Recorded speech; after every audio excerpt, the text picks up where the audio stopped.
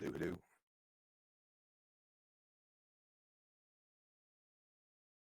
Yo, Yo, what's going on, guys? chilling, man. Yes, sir. There we go. Appreciate this early invite, bro. Yeah, man, definitely. Yeah, appreciate the invite.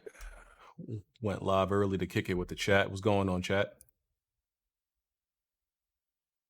How y'all What's doing going on, Crispy? this fine Sunday? Lovely, lovely Sunday to end out a crazy week. Chat, what's going on with y'all? Hope y'all good. Are we live, bro? Yeah, we live. Go live a little bit early to kick it with the chat, see what's going on with them. Okay. Hope y'all doing good. Listen, people in the chat, don't mention anything about sports to me today. I will literally turn into Kidsmoove. All right, I don't want to hear anything about sports, nothing about no birds, nothing about nothing like that. Okay, I don't want to think about it. I don't want to talk about it.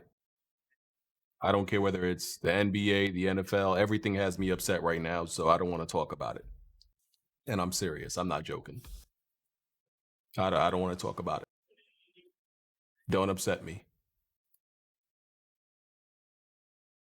Do not get me mad. Like I was in here fuming. I couldn't believe what was. Why am I talking about it? I couldn't believe what was like happening in front of my eyes. Like I was literally in disbelief. It's like one of those scenarios where you're like, you have a nightmare about it, like the night before, like the worst possible scenarios, and you're like, no, the chances of that happen are astronomical. That can't happen in real life. And you're looking at your screen, and it's literally happening, and you think you're just in a nightmare. Like, no, it's a worst case scenario. It can't happen. And I'm staring at it, and I still can't believe it happened. So I don't want to talk about it. I just want to talk about video games.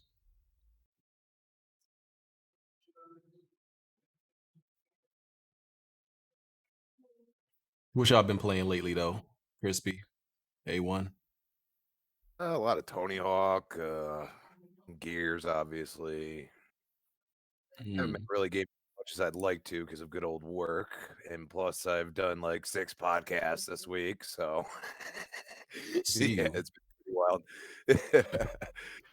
Little too much. Don't like doing that every week, but I guess I picked the right week, so worked out pretty well. Yeah. Yeah, man. I've just been playing Gears 5 as usual. Battletoads, and I'm getting back into Lost Odyssey. Okay.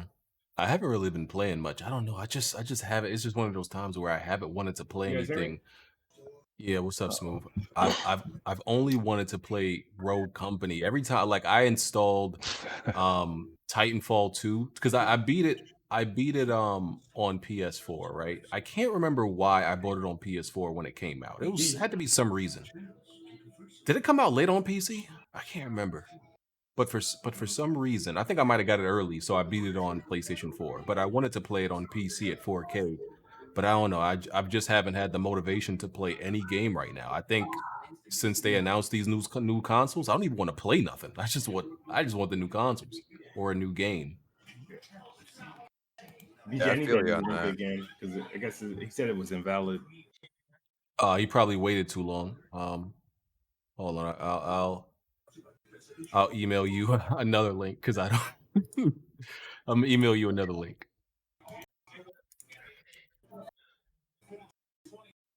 Yeah, if he just did it, then that was invalid from 24 hours ago. Hey, yo, BG, but what games are you looking forward to specifically? There's been like confirmed for the next gen. Miles Morales, Demon Souls, kinda looks cool even though that was delayed. I mean, I'm gonna be real with you, man. Sometimes it just feels refreshing to get off of old stuff. Even if it was just one game, available next gen that I wanted. Sometimes I just want to get off of old stuff. I'm that type of guy. Like, I just can't wait to get this PlayStation 4 out of here. Just stop looking at it. It's making me sick. I'm selling my shit in the next 24 hours. Like, get this PlayStation 4 out of here, bro. I emailed you it, Smooth. Yo, what's going on, Smooth? What's up, A1? What's up, Chilling, Smooth? man.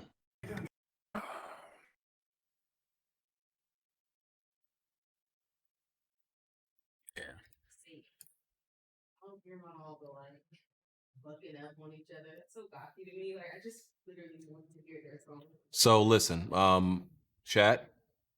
I'm about to.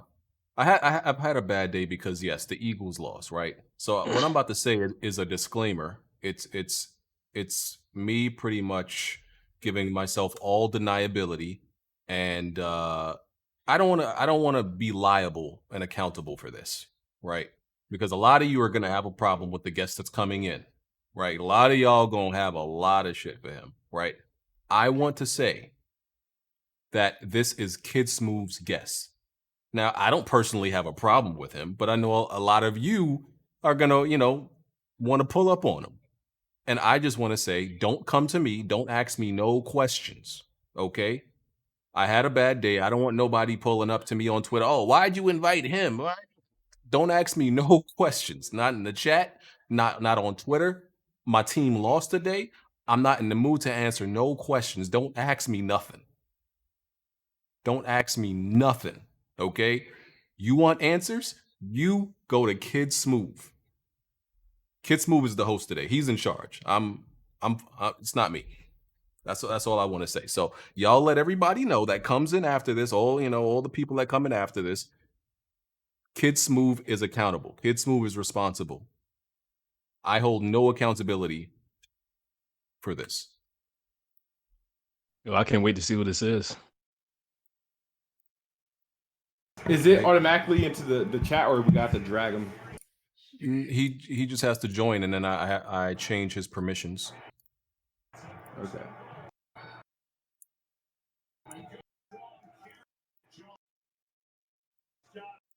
I changed it. So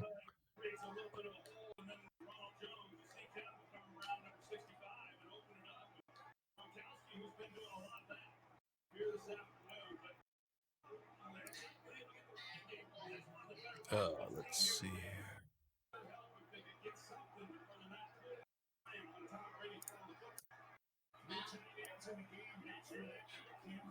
Yeah. So a lot of good topics to talk about today.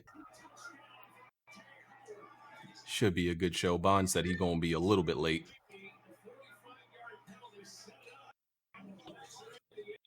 Shout out to all y'all who've been supporting the podcast and the Patreon and all that good stuff. We appreciate y'all. We definitely appreciate y'all.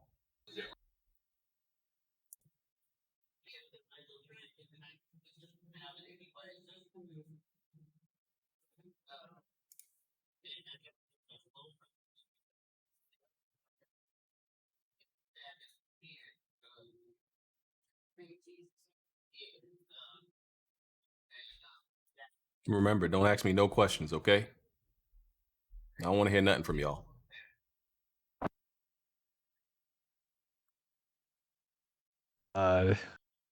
Why, Smooth? Why? Strategically, I don't even think it makes sense. I didn't understand this move. You remember when when the Seahawks, passed it on the 1 yard line? This is what this is. I personally don't get it. I don't have a problem with it, but this is the Seahawks passing instead of giving it to beast mode. Oh my god. See, I got A1 and I got Crispy in here because Bond likes to pick on Smooth. Bond likes to gang up on Smooth. But this was before that was even like a thing though. Like this was like, and more so like, remember that tweet I sent after episode of Weapon Will, when I was like, I'm in a podcast full of fucking ponies. I was like, CrapGamer, you're free to come on now, because I'm pretty sure you'll be welcome with open arms. And I said that Blackbound would probably open the door for him. That's where that came from. That was that was a legit invite. So you opted to bring him on the week of the reveal of the Xbox One X and S. The Series S and Series X. That's Series. Yeah, that's hey, the week I anticipated. I thought PlayStation would have news out this week too, but they didn't. So except for they just announced their date. So it is what it is. I don't care. I mean, ain't no. I can't be shaken out of my state of mind. I mean, I gave everybody smoke this week, so I don't really care. Was looking pretty shaky. You was calling for people to be fired 8 o'clock in the morning. You ain't even eat breakfast or brush your teeth yet. I don't know, man. Like, what was going on? I just got sick of that dude. Here's the thing, right? I gave him a pass on his first feed, and I was like, whatever, And then 24 hours later, he has a whole new post still talking shit. I'm like, who the hell is this guy? Like, he's supposed to be working for Bloomberg. Like, get out of here. It's like, I'm sick and tired of these fake ass wannabe Jason Schreier type individuals where they write for a platform that's pretty big, and then they try to become bigger than the platform, so they do fuck shit, hoping to get like clout behind it. I can't stand people like that. I mean, so that's where my kind of anger came from, and everybody, from left to right want to have something to say, and everybody, like, one thing I just want to address is like, yo, when people talk shit to me or say something slick to me, I like to respond. I don't care who they are, who they work for, or what gender they are. So if people got oddly like disrespected because I responded to that Candace chick or whatever her name is, and like I'm suddenly like the worst guy in the world because someone talks shit to me and I say something light back in this. That's out of bounds. It's like, are you guys if it's a girl and they talk shit to you, you can't respond? I didn't threaten to beat her ass or anything. I just told her to shut up. She's about the smoke. I didn't see any problem with that. She's about that smoke. Yeah, I'm gonna say, because like, and I let her slide many times where I I see her name, like, all right, who the fuck is this? You know what I mean? And then yesterday I just wasn't in the mood. So she came in, I saw her tweet at the wrong time, and I was like, all right, this Bronco looking chick about to get it. So man.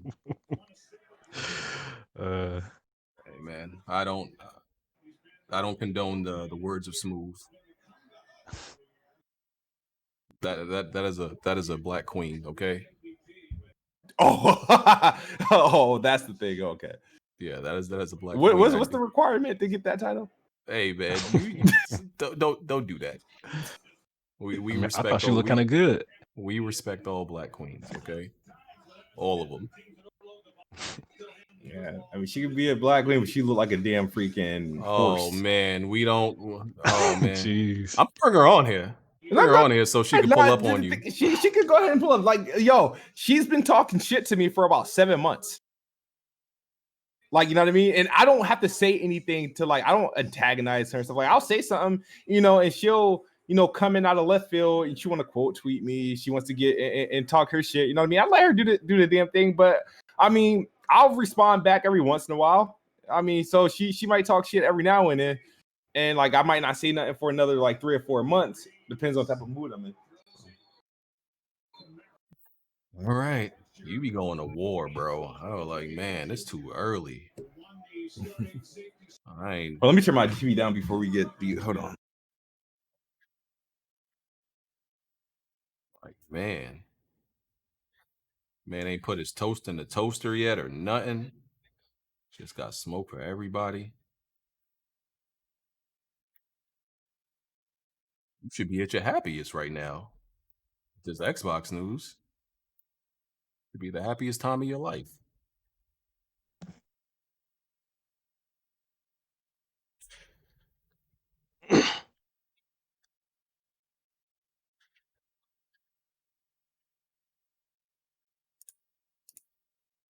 All right, so yeah, we actually don't have that many topics today. It's just some major ones.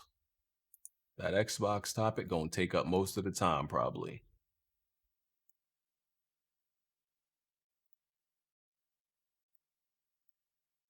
But I can't really see how how Bond could take anything negative from this this information and this reveal. I don't really see nothing like negative he could pull out of this. I don't know. Bound to find a way though. I see it overall as like a positive reveal and positive news. We're bound to find a way.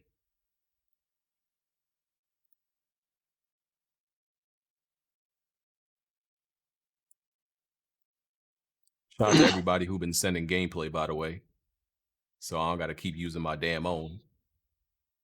Appreciate y'all. Yo, where's Jack Move Johnny at? He coming. Okay. Nerdy. He probably won't be as harsh, but I know he's gonna have some shit to say. Yeah. Nerdy. Mastermind. Don't make unless you were. If you were in here earlier, I literally just said, you have to talk to Smooth about that. That had nothing to do with me. So if you heard me say that and you still saying that type of stuff, I'm gonna smack you and ban you. I'm just saying. What do you say? He's saying BG just be letting anybody on. I'm like, all right. Guess what? I don't let anybody in my chat room, so you might get the block. I'm not with it today, dog. Crap here, right? I think he's on mute, right? Yeah. He's in here. He's on mute. He muted himself. Yeah, I'm here. What's going on, guys? What's up, CrapGamer? How's it going? What's up? And much, we're ready. Show times at 6:30. Are you guys live or are you guys? It's live. It's dead live, okay. though. It's not like the show. It's the pre-show. Yeah. Gotcha. Okay. Yeah.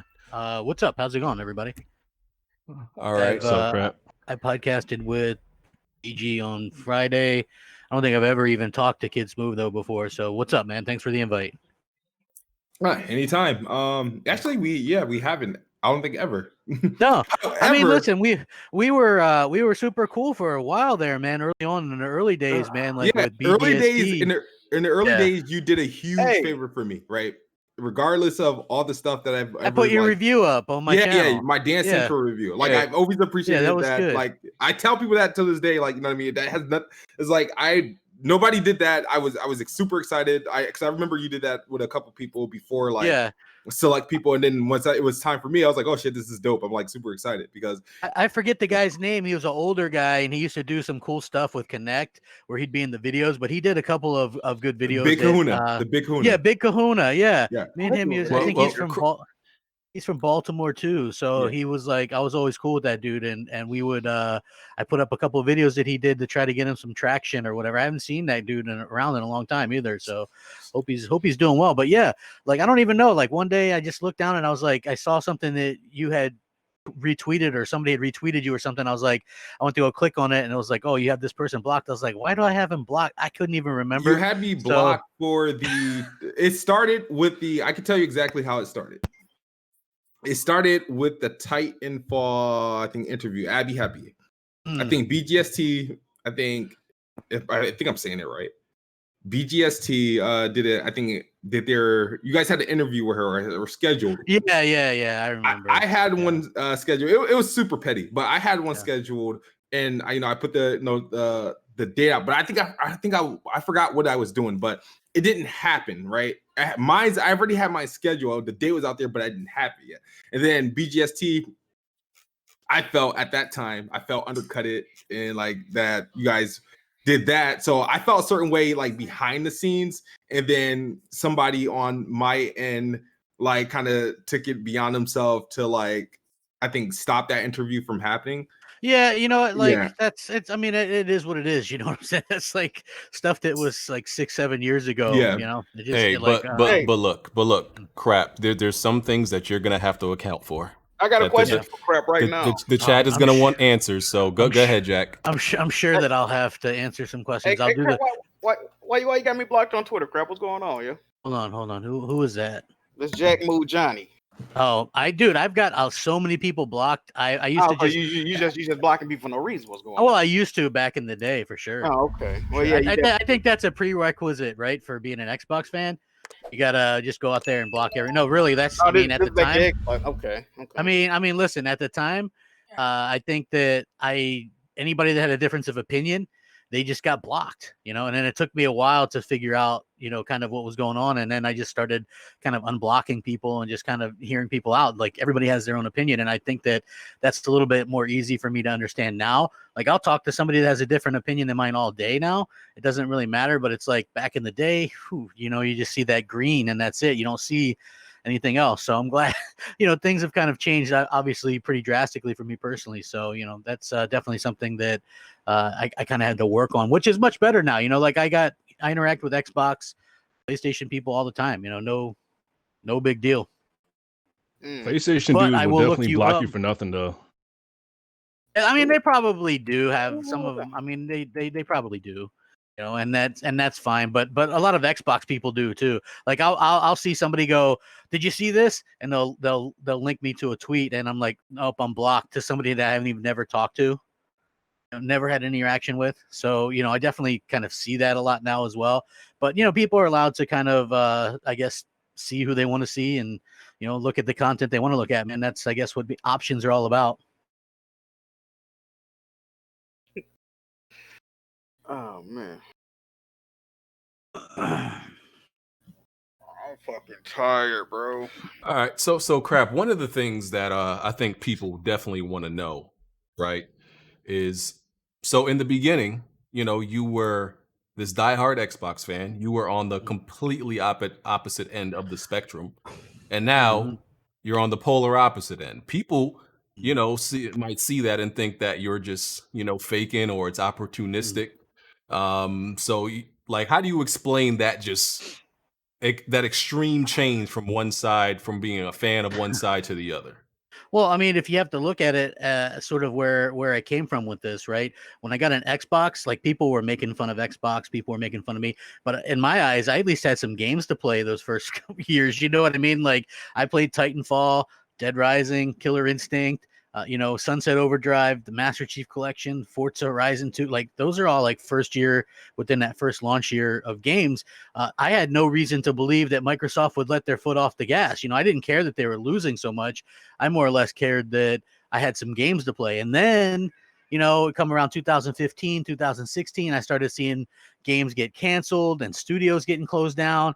And you're just kind of looking around. And I think there was one particular point, I don't remember which E3 it was, but somebody had said that they were working on 15 games. Someone, I forget who the lady is who works for Microsoft at the time.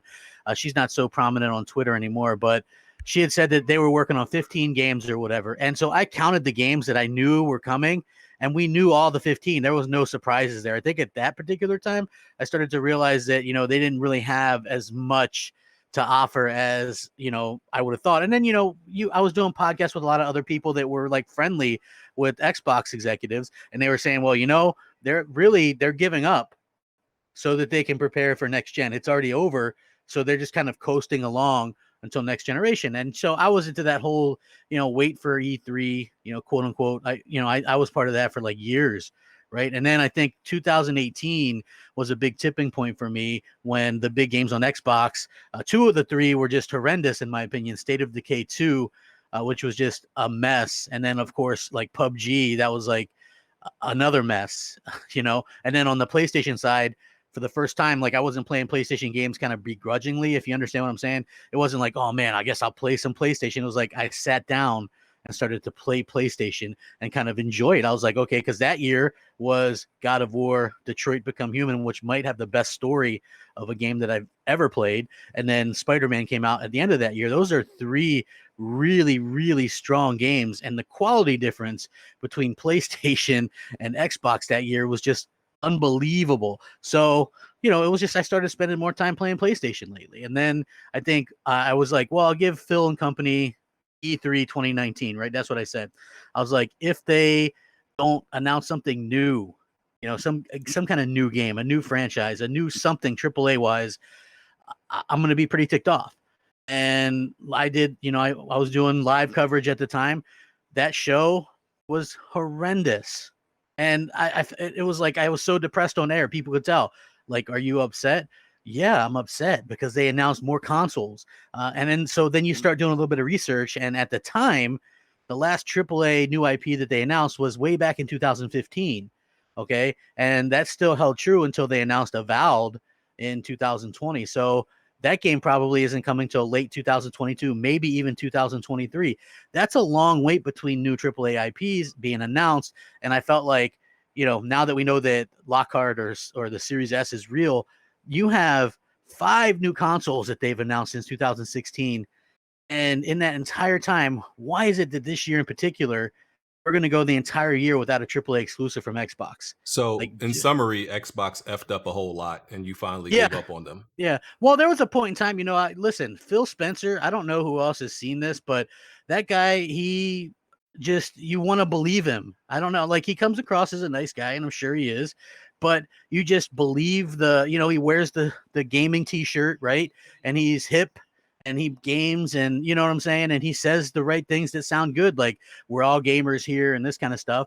But at the end of the day, I feel like he would be a better fit at running something like EA or Activision or a multi-platform type of publisher, not Xbox, not a company that needs to have something there to really kind of attract gamers to the platform. I feel like, even though, like, I got over the whole everything's going to PC thing, but I still think and still think this to this day, that Xbox itself should have some games, console sellers, bangers that shouldn't be anywhere else. Like, I still think that, because like, and just in my opinion, how like Flight Simulator, Gears Tactics, Age of Empires, those are games that are went to PC first, and maybe they'll come, maybe they'll all come to Xbox eventually. But if it were reversed, right, I don't think a first party Xbox game would go to Xbox first and then PC later. I think they would delay a game before that happened.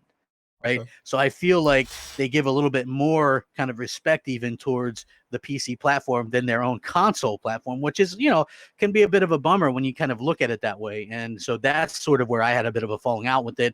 And the fact is, they're just really tied up with a lot of these services and stuff. And I think services are fine if you have the games, like I was saying, like, if you have Crackdown 3 on 1 billion devices, it doesn't matter because the game is bad. So, you know what I mean? If you don't have the content under control, if you don't have the content that people actually want, all these services and ways to play games doesn't really matter.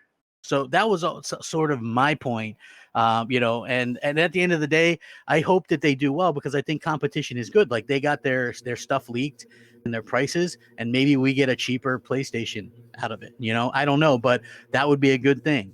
Okay, that's what I'm striving for. The competition needs to be there, and they basically gave up during the generation. Like, $1 trillion company gave up. And to be honest with you guys, I thought that they would do what Sony did last gen, right? Sony started much like Xbox One did this gen with the PS3, super high price point, lack of games there for a while. They got things together. By the end, they surpassed the Xbox 360 by putting out content after content after content that everybody wanted to try. They had basically something for everybody. And so even if that wasn't your main platform, you owned the PS3 as well. So I felt like Microsoft was much better positioned to do something like that this upcoming generation, and they really didn't do it. Even the games that I liked, like the Gears of Wars and the Halos, weren't as good as they were on the 360. It wasn't that same kind of feeling. And then Titanfall, I thought, was great as an exclusive. They could have built off that. Like, they should have got the money, and they should have, if Respawn ended up being bought by EA anyway, maybe jumped the gun on that, right? That would have been something. They could have had Titanfall. That could have been theirs. So let's do these intros real quick, though. That sounded like a lot of what we've been trying to get Smooth to realize these past years. But let's do these intros. All right, Weapon Wheel Podcast, episode 253. We're on iTunes, Google Play, Spotify. Links in the description so you can see everywhere, all the audio platforms that you can listen on. Links in the description for that. Check out the Weapon Wheel Patreon. The post to ask questions for the Weapon Wheel After Dark for tonight, that's up, so you can go ask us questions there, and we'll answer it later tonight. Support the Weapon Wheel Patreon, of course. Hit the like button. Helps the podcast grow. We definitely appreciate it. Y'all been great with that. The Discord is now open to people who support the channel, either through YouTube memberships, Twitch subscription, or the Patreon. So you'll get automatic Discord membership. You just have to make sure your Discord is linked to whatever platform you decide to support on. Just got to make sure it's linked. So you hit the join button to become a member. We got custom emotes and chat badges. You could submit a video to be featured during the podcast. Just send me an email to weaponwheelpress@gmail.com. It's in the description. And then I'll just send you the Google Drive link so you can submit the gameplay. Quick note, when you send gameplay, by the way, it has to be like we want it to be at least 30 minutes long. And make sure you turn HDR off when you're recording the gameplay because OBS doesn't process HDR. So if you send me an HDR video that you recorded, it's just going to look like a color bleed mess. You won't even be able to see it. It's going to be oversaturated. All right, so let's do these intros.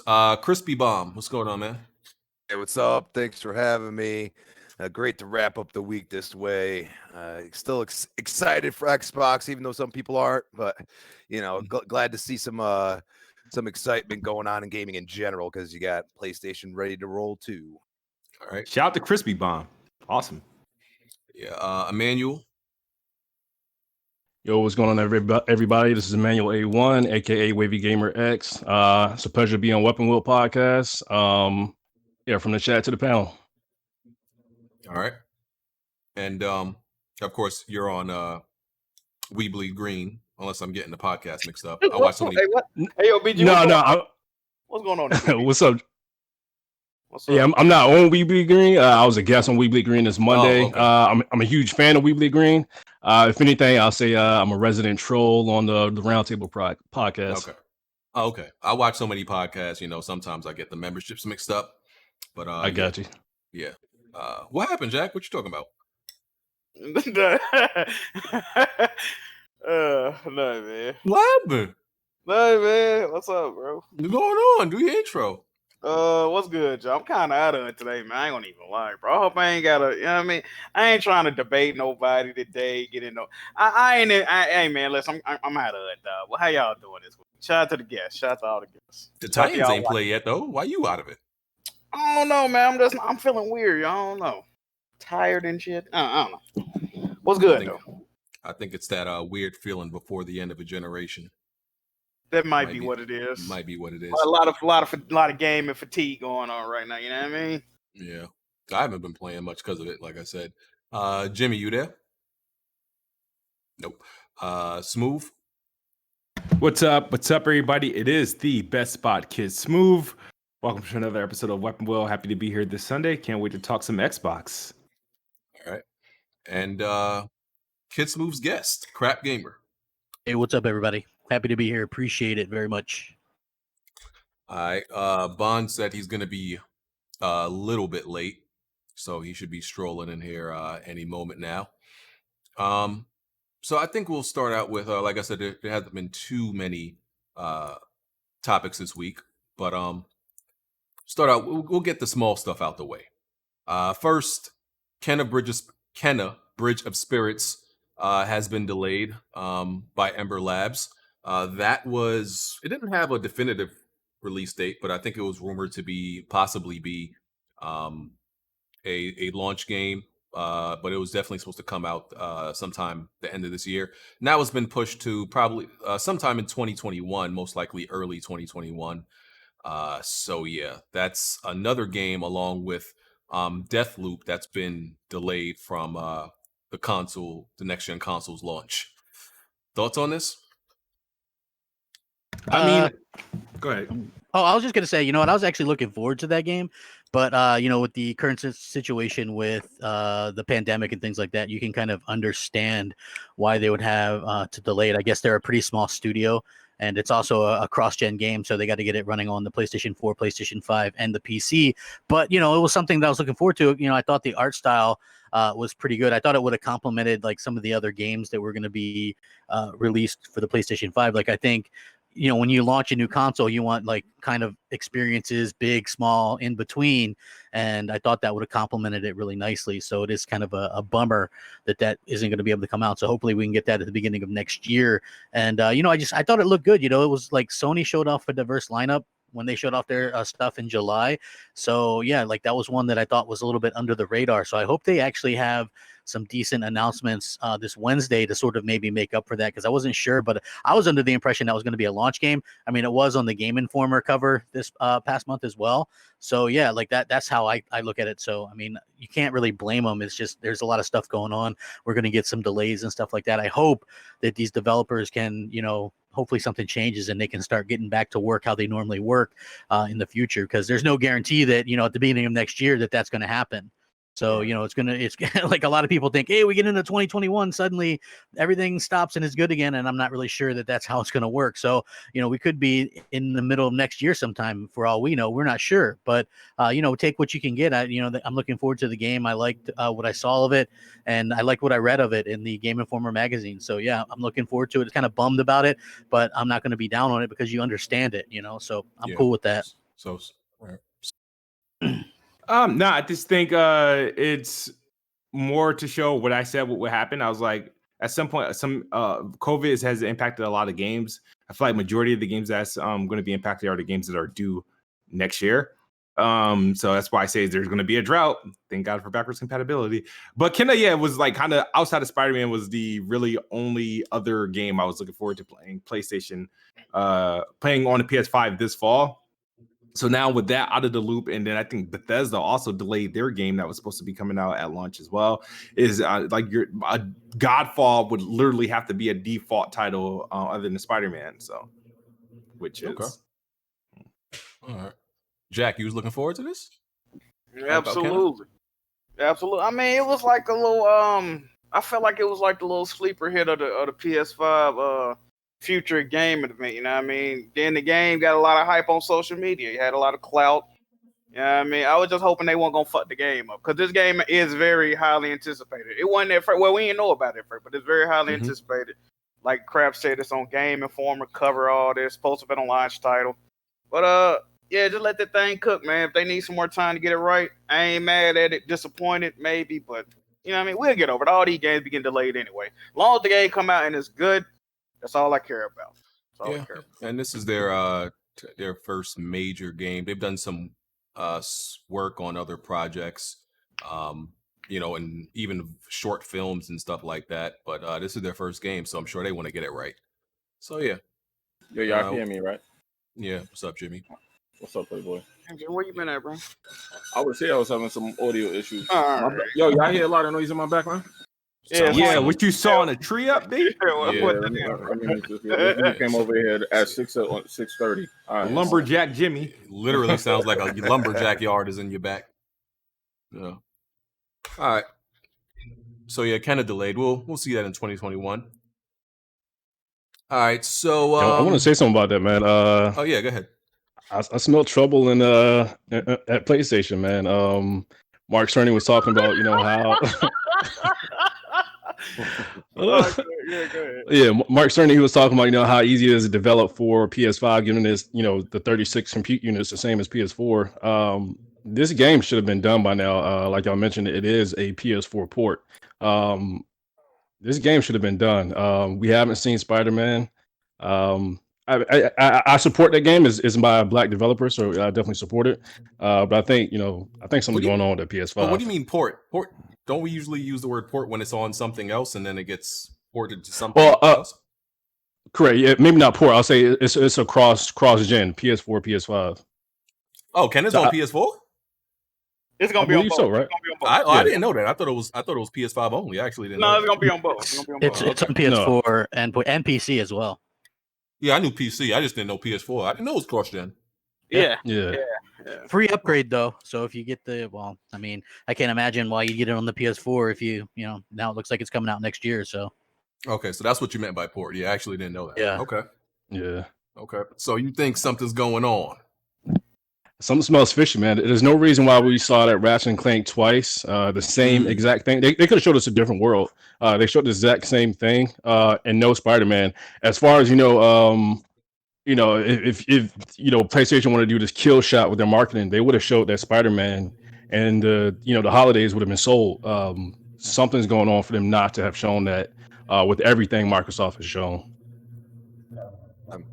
I mean, I think you know, I think personally, we're in for something interesting. I think a lot of games are going to get delayed within the next 6 to 8 months.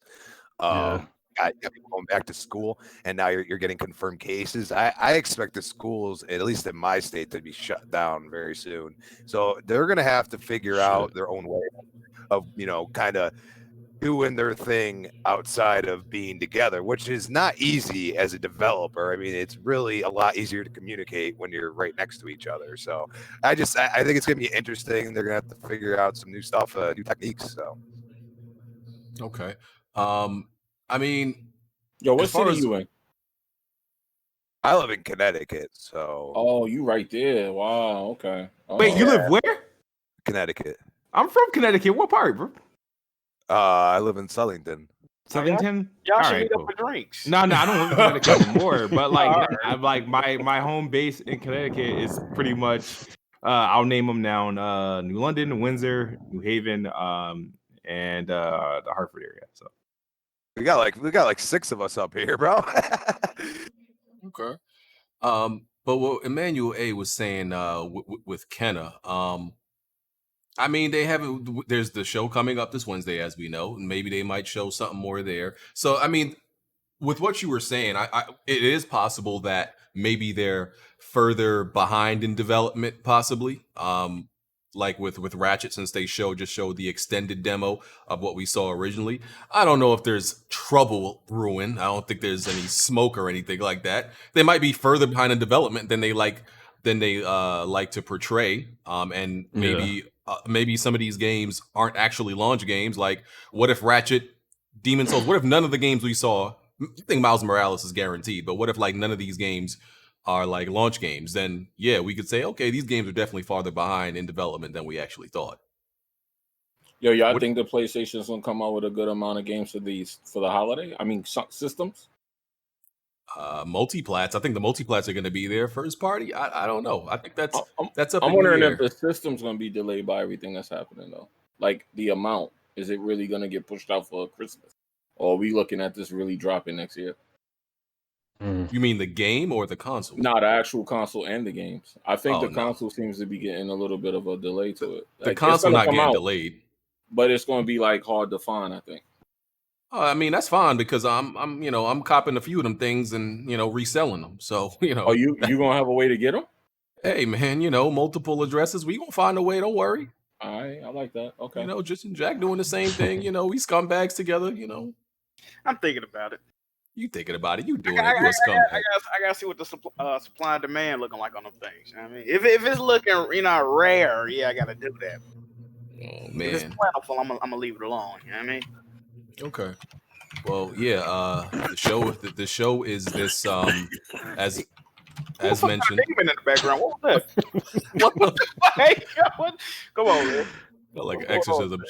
Yeah. For the chat that's asking what I'm talking about, the PlayStation console look like it's gonna have a small amount releasing November and not a full amount. You stupid fuckers. All right, that's what I'm saying. All right, because y'all motherfuckers be dick sucking too much. They look like there's gonna be a shortage due to the pandemic we're in. People sit in this podcast chat like they live in a bubble. Y'all do know it's still stuff going on outside, right? Things are not normal. They're unprecedented. Nah, I'm sick of this shit. They're unprecedented. All right. So stop acting like everything's normal, you fucking weirdos that sit in the house all day. It's not normal outside if you go outside. Get off the keyboard and go outside. It's not normal outside. Hey, so man, PlayStation looks like it's gonna release a limited amount of consoles for the holiday. That's what it's looking like. That's what I asked for you stupid fuckers who never get off your keyboard. Talk to them. They might as well just delay it. Like if it's gonna be that limited, I bet you think would that like they that. could and will delay it. Bet you would like that, wouldn't you, A1? I think it would be smarter for Sony because it's going to cause a lot of it will cause temporary hype, but it's going to cause a lot of disdain for the company. Like, what the fuck? It's going to make them look incompetent as a company that they would release something so limited. Not Nintendo does that type of stuff, but it still makes Nintendo look incompetent for releasing such limited amounts. I don't know. People are going to be upset. I don't think we've ever looked negatively upon a company for having limited supply unless we know it's clearly artificial. Like, I don't think nobody's been like, yeah, people have been mad they can't get it, but I don't think people look down upon it Like, oh, you mofos don't have enough PS4. I hate you. Like, I don't know. Like, have we done that to other consoles? Like, haven't we just accepted that like the supply be limited sometimes, especially at the beginning? One time in the chat, he said if it's limited, it's gonna affect Xbox. No fucking kidding. It's gonna affect Nvidia too. Stupid fucks in the chat. I'm talking about PlayStation because that's what we're talking about. You stupid fucks, that's what we talking about. Stop throwing the goalposts all over the place. I don't think the supply is gonna be limited for Xbox. It'll be limited for PlayStation because the building materials is different. Remember, they have like. Remember, didn't they have their issue with the was it their flash memory or something like that? I don't remember. But Xbox, when they talk about their like manufacturing and stuff, they've been confident that every time somebody asks them a question about COVID related or about delaying, when it came to their console, they had no issue. They were worried about like software and what games won't be able to make it for launch, but not the console. Yeah, they said they asked him for a source for do I think a console is going to be delayed. Hey, look, the only way I see this being like in like short supply versus like the Xbox is because like doesn't PlayStation usually launch in more regions than Xbox at first? Yeah, because it usually sells more. So yeah, I could see that being the reason because they launch in more regions usually, and then Xbox goes there a little bit later. But other than that, like, yeah, I don't see there being like a huge demand problem.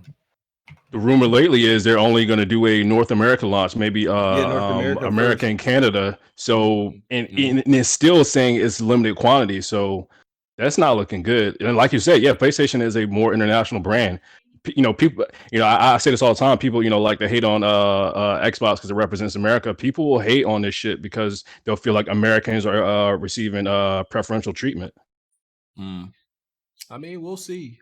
We will see. I mean, we got the definitive pre-order information this Wednesday at the PlayStation show.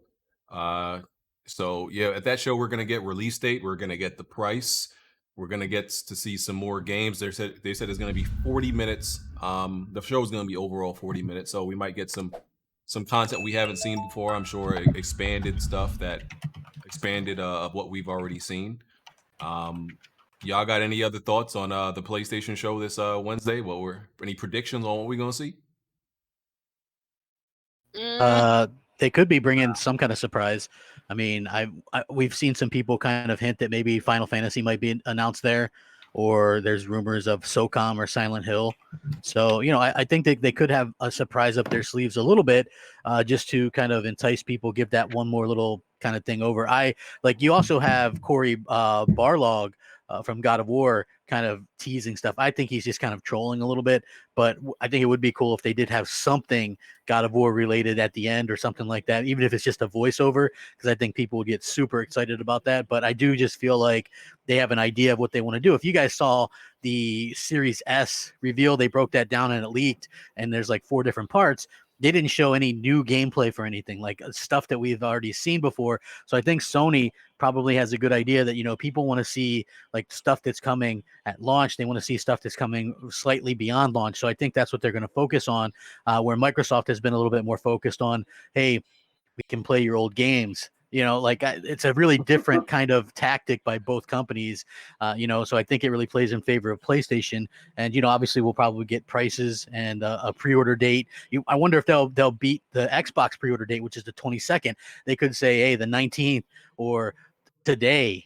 You know what I mean? Like, I think that there could be a situation like that, and it's going to be interesting to see how that plays out because, Sony themselves make you sign up for this alert using your PSN name.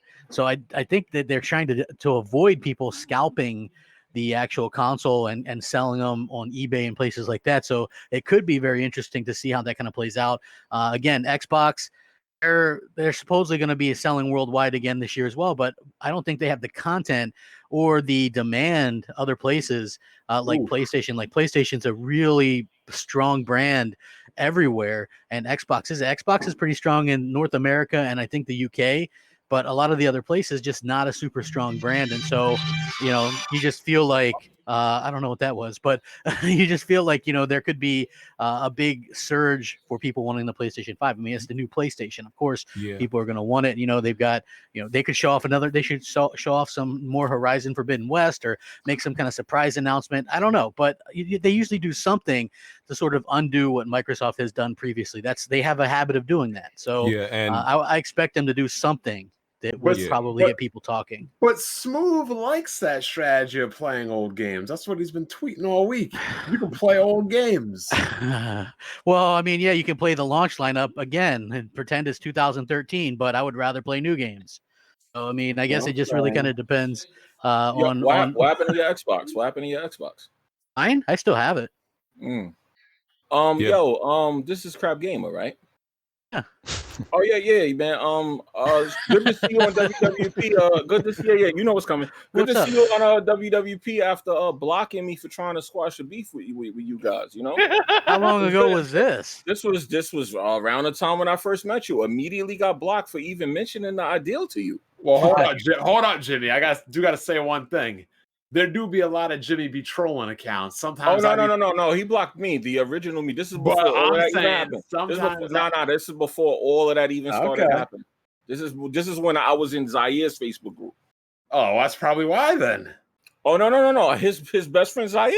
No, best friend.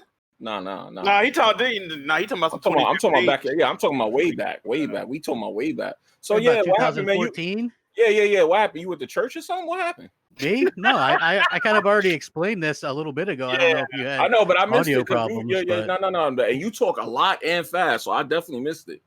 Well, okay, long story short, Xbox didn't deliver. PlayStation delivered quality games. I kind of went and have just been having a little bit more fun on the PlayStation lately. And I hope that Xbox can come back and do something to be a little bit more competitive with the quality of their games. And I'm not sure that they really care to do that. I think they're more interested in getting out games fast on their services. And I think that, they are heavy on the microtransactions and even inclusive, like with their microtransactions. Sometimes, like if you look at like Gears of War 5, right? They even have microtransactions on there for kill animations, and I thought that was a little bit overkill. Like I don't mind, I don't mind so much microtransactions for. Okay. And I don't mind them for like if people want looks or whatever. I think that's fine. But if you want like kill animations, I think that's bad in my opinion. Is that why you blocked Jimmy on Twitter?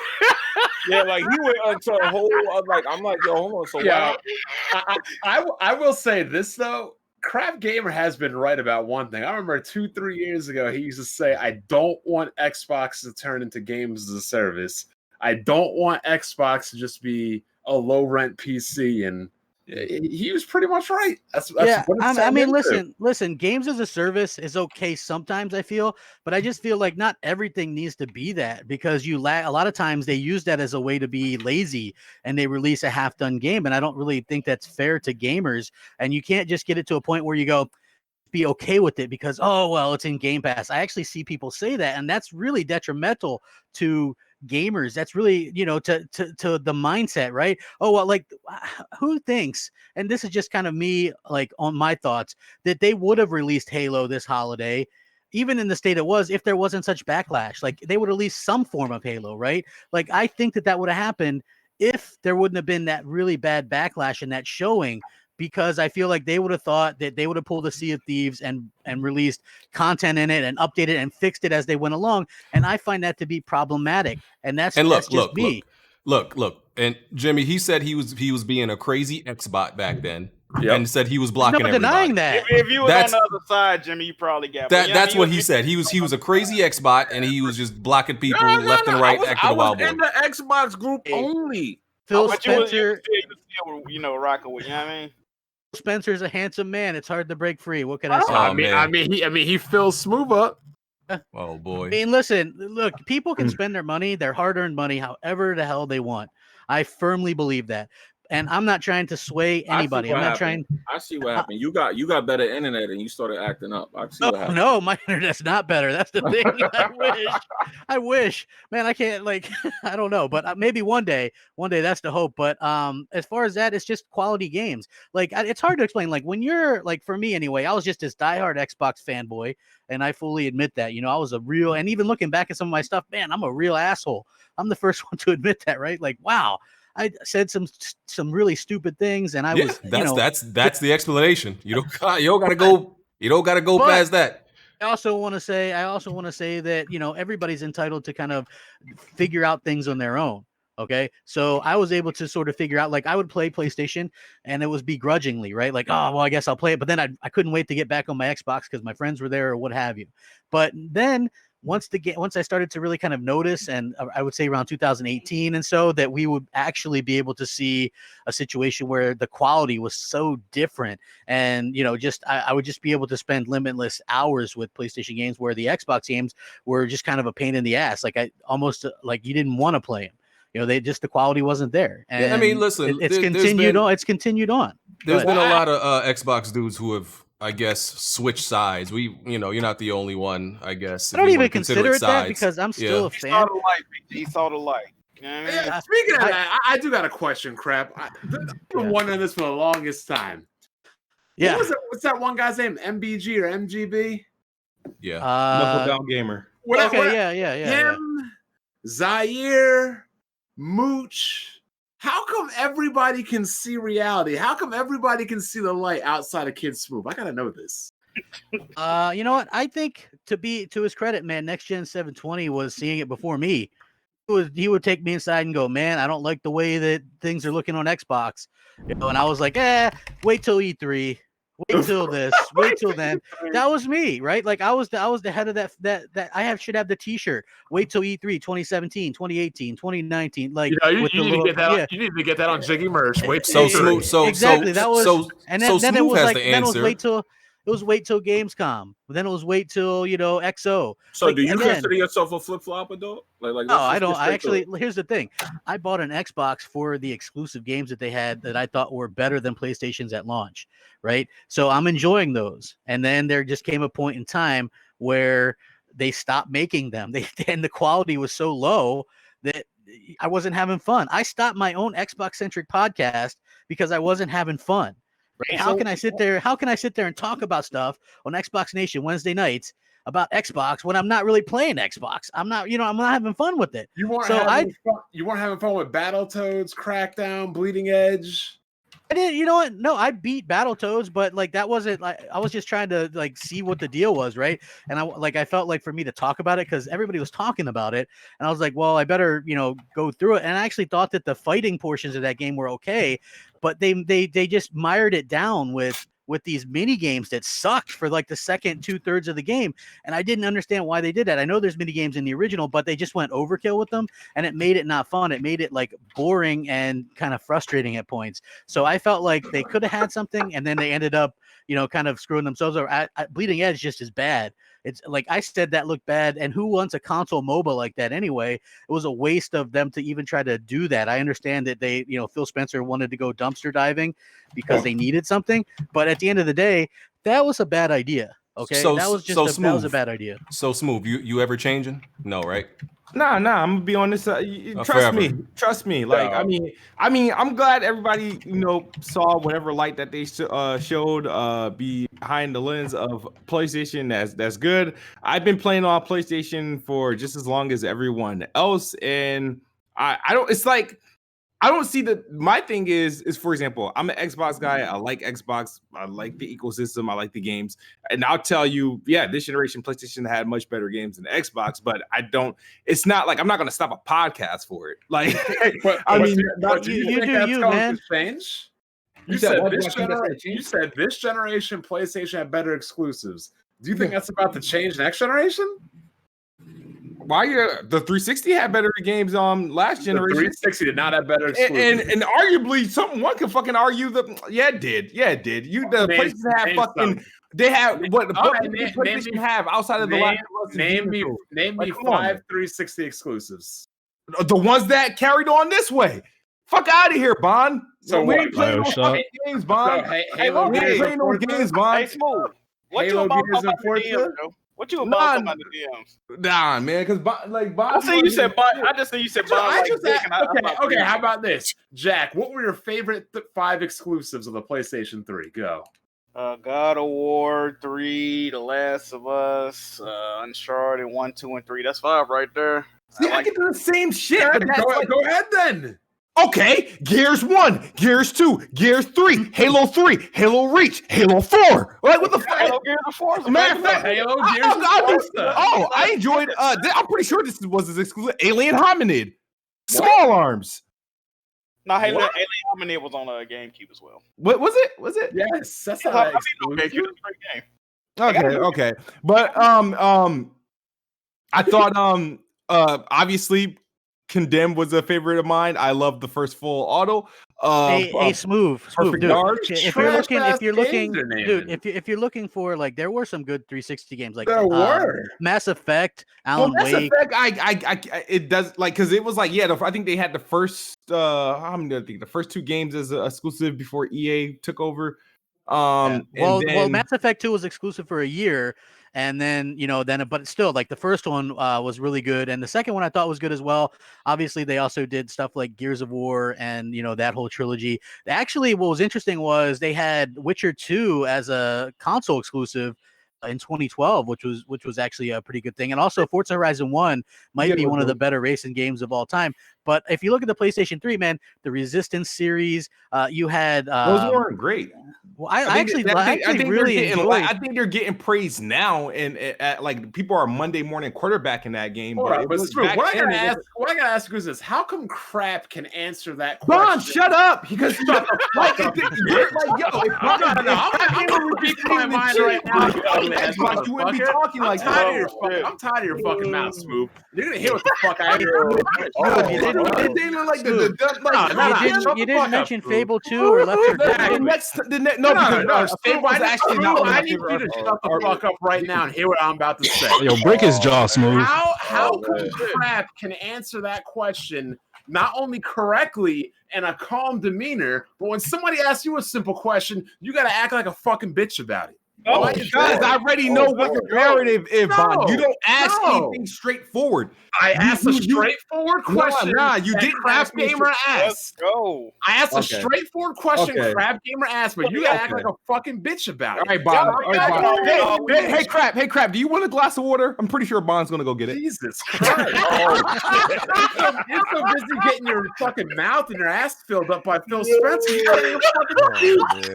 You're up here on Twitter crying like a little bitch trying to get fired because they're fucking writing articles about Xbox and PlayStation. I'm not crying. I'm just doing what everybody else does. It's just you don't like it. Bitch. No. Bond sounds like a little bitch right now. Why talking with so much fucking emphasis? Like, this is like is that the first time the word bitch to him falling off from your lips? Like, what the fuck? Like, why is he talking so like freaking biggity? Like oh my God, Bond. I think Heather's calling. Pick up the phone.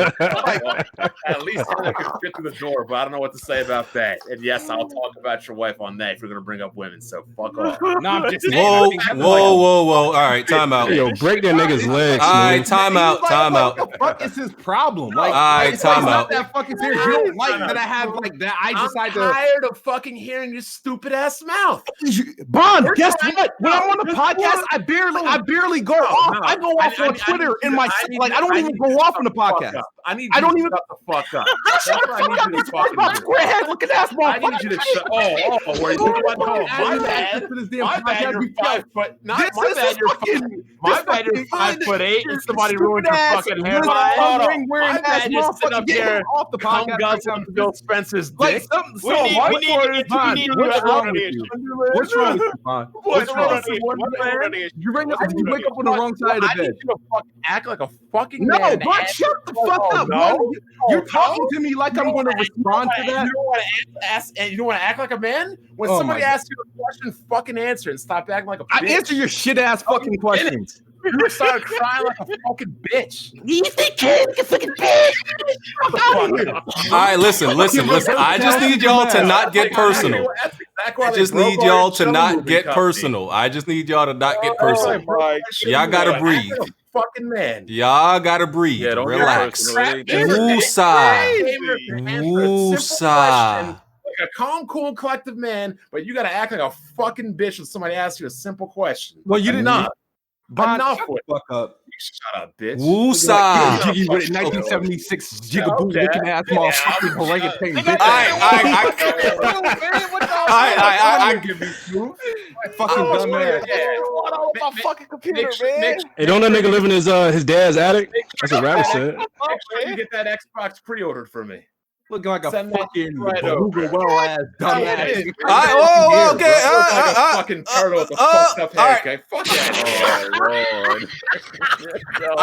All right. We time out. Both of y'all need a breather. Time. Why do you act like a fucking female every week? Listen, okay, I got a topic. Like you came straight out of the Bronx Zoo with your dumb looking ass. I got a topic. Go drop another TV on your Xbox. Who wants to talk about video games? I do. Man, fuck all that, man. Keep going. Jack, you're supposed to be helping me. God damn it, let's get it. Who's next? Tired to hear him crying every week and hurt over pieces of plastic. We're all we're all on the same team here, right? You know, we're all fans of video games. We all got that in common. You like video games? We all like video games. Some of us do. Some of us don't, clearly, because they get upset over them. Oh man! All right. Well. Oh my god. I got. Well, Right, yeah. let's Let's Who move the on. fuck is this guest trying to cap at me? Who the fuck is that? Nigga, you know me. Whoa! Who is this? The hell? Hey, man, you got a problem with buying? Yo, what's the issue? Bond is a major bitch. I never liked this dude on Planet Xbox. I fucking hate his ass. He's the one bitching. Come on, bro. So you got smoke for Bond? Oh, man, I hate this nigga. I hate that nigga. You couldn't have told me. You couldn't have told me you hate Bond. Got no games to play and they mad at life. Damn, Bond. Why you hate Bond? Because he's a bitch. I got no games to play. They mad at life because I got no games to play. This shit crazy. Listen, I didn't know you had an issue with Bond. I thought everybody. Not a serious issue, but he does shit like this. Goes off and bitches on a little tangent, but he's calling somebody else a bitch. Like what? Fucking wasting 5 minutes, fucking rambling. Shut up, nigga. Oh, no. Here we go. Nobody even heard of this clown. Crispy just came Hey, in here nigga, like, I'm a resident troll. People know me. Yeah, we know you're a resident troll because nobody heard of you. Crispy just came in here to talk about video games. He's like, what did I walk into? Yeah, you're right. You're right. It gets a little reckless over here. It's okay. Is there? It's all Okay, good. so I'm gonna get us back on track. We're gonna get back to our hobby of talking about games. For those of us who play them. Okay, so let's talk about so 50. This is all something we can collectively hate. So after 505 Games, told us that they wouldn't be able to upgrade people who already bought the regular version of Control. We knew they was lying when they said that. Yeah, up to the next gen version. Now apparently they accidentally did it for people who had the regular version, if I understand correctly. Yes, they did. And then they reverted it. So they said they couldn't do it, and then they actually reverted. Hey, Jimmy, it's like a demon, bro. Yeah, Jimmy, leave and come back. Yeah, your mic messed up. Yeah, so they accidentally did what they said they could not do. Ain't that funny? They literally came out and said it's more than just merely a patch. It's a whole new experience. You got the game on backwards compatibility. Don't you know what I mean? Then they accidentally release a patch to give you the game, and then say, "Oh, our bad. We taking it back." Like, well, this isn't the first time something like this has happened. They said that removing Kinect was an impossibility. Look, these companies are million and billion dollar companies. They can do all this shit. Full of shit too. I remember they said it couldn't work with it wouldn't work without the it won't work without the I remember that shit. Yep. So It's how I sound. That's okay. You're good. It's making Remedy look bad because it does look like the decision is on 505, and it's making Remedy look bad out here. And by association, it's making them look bad. Yeah, definitely. Hey. I mean, it ain't shit we can do. Sadly. Yeah, I mean, and like maybe if it was a game that was like high in demand that people couldn't resist, maybe you could get away with something like this. But listen, it's just Control, which is just like I like the game, we all like it, but like no, none of us are gonna like be super upset if we don't get to play it on next generation. We'll be all right. I mean, I want to play it, but I'm not repurchasing it. And it's fucked up because I bought the season pass, but now it's like I don't even really want to play this shit no more because the game left a sour taste in my mouth. Like the whole time I play, I'm just gonna be thinking like, damn, I gotta pay to play this on PS5. Like, who wanna be thinking about shit like that? But like I said, it is what it is. We just got to get over it, I guess. Fuck 505 games. Facts. All right. Next, I want to touch on. Before you move on, what was their response for being caught frauding? I don't think they responded. Nothing. They just took it. They just took it back. They never responded. They didn't even do anything. They got caught with their hands on the cookie jar. They had nothing to say. Nope. No, they was. I think they was just like, that is crazy. Yep, they said nothing. So, also, what went down this week was Ubisoft Forward. They had a show, showing off some games that they got coming up in the future. I'm just gonna run it down real quick. I think this is like the main things they announced. We got Immortal Phoenix Rising. This was the game that was formerly Gods and Monsters. That's coming December 3rd. Prince of Persia: Sands of Time remake. We're gonna talk about that, in a second. Hyperspace, Rainbow Six Siege. The next gen version is going to be 4K, 120 frames, and also Sam Fisher is going to be in that. Scott Pilgrim vs. the World, the game Complete Edition, Watch Dogs Legion, Rider Republic, and I think those are the main things they announced. But I want to talk first about the Prince of Persia: Sands of Time remake. This game looks absolutely terrible.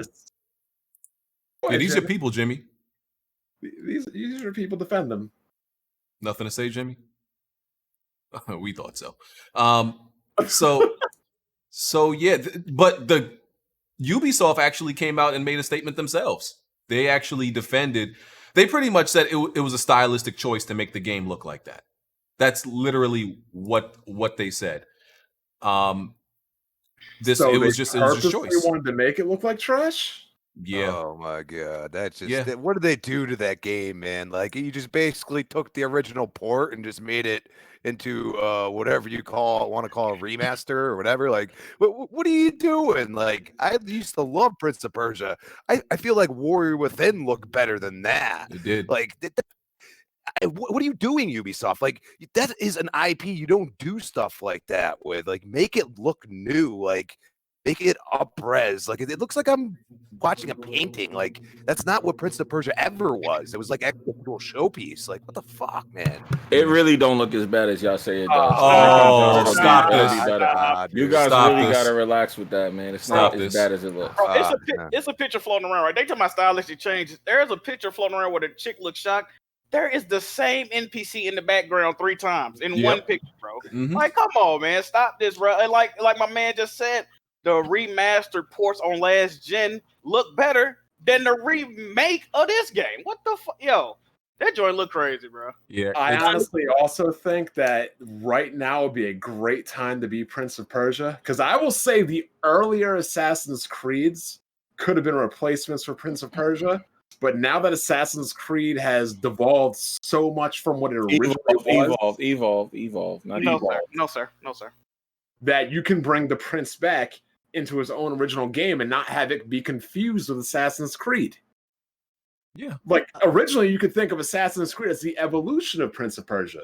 But now you can really make them as 2 separate things. And they just really messed this up, in my opinion. Yeah, it doesn't look good, and I think that it's interesting because when you get to the end of a generation, that's when you usually see a lot of remasters and remakes because they want to see if those games have legs going into the next generation, right? So, like we got the Mafia remakes, you get Prince of Persia, you got Destroy All Humans, you got Saints Row, which obviously they are making another Saints Row, but they try to see if these games have legs, and I just feel like that's probably not the best way to showcase that game.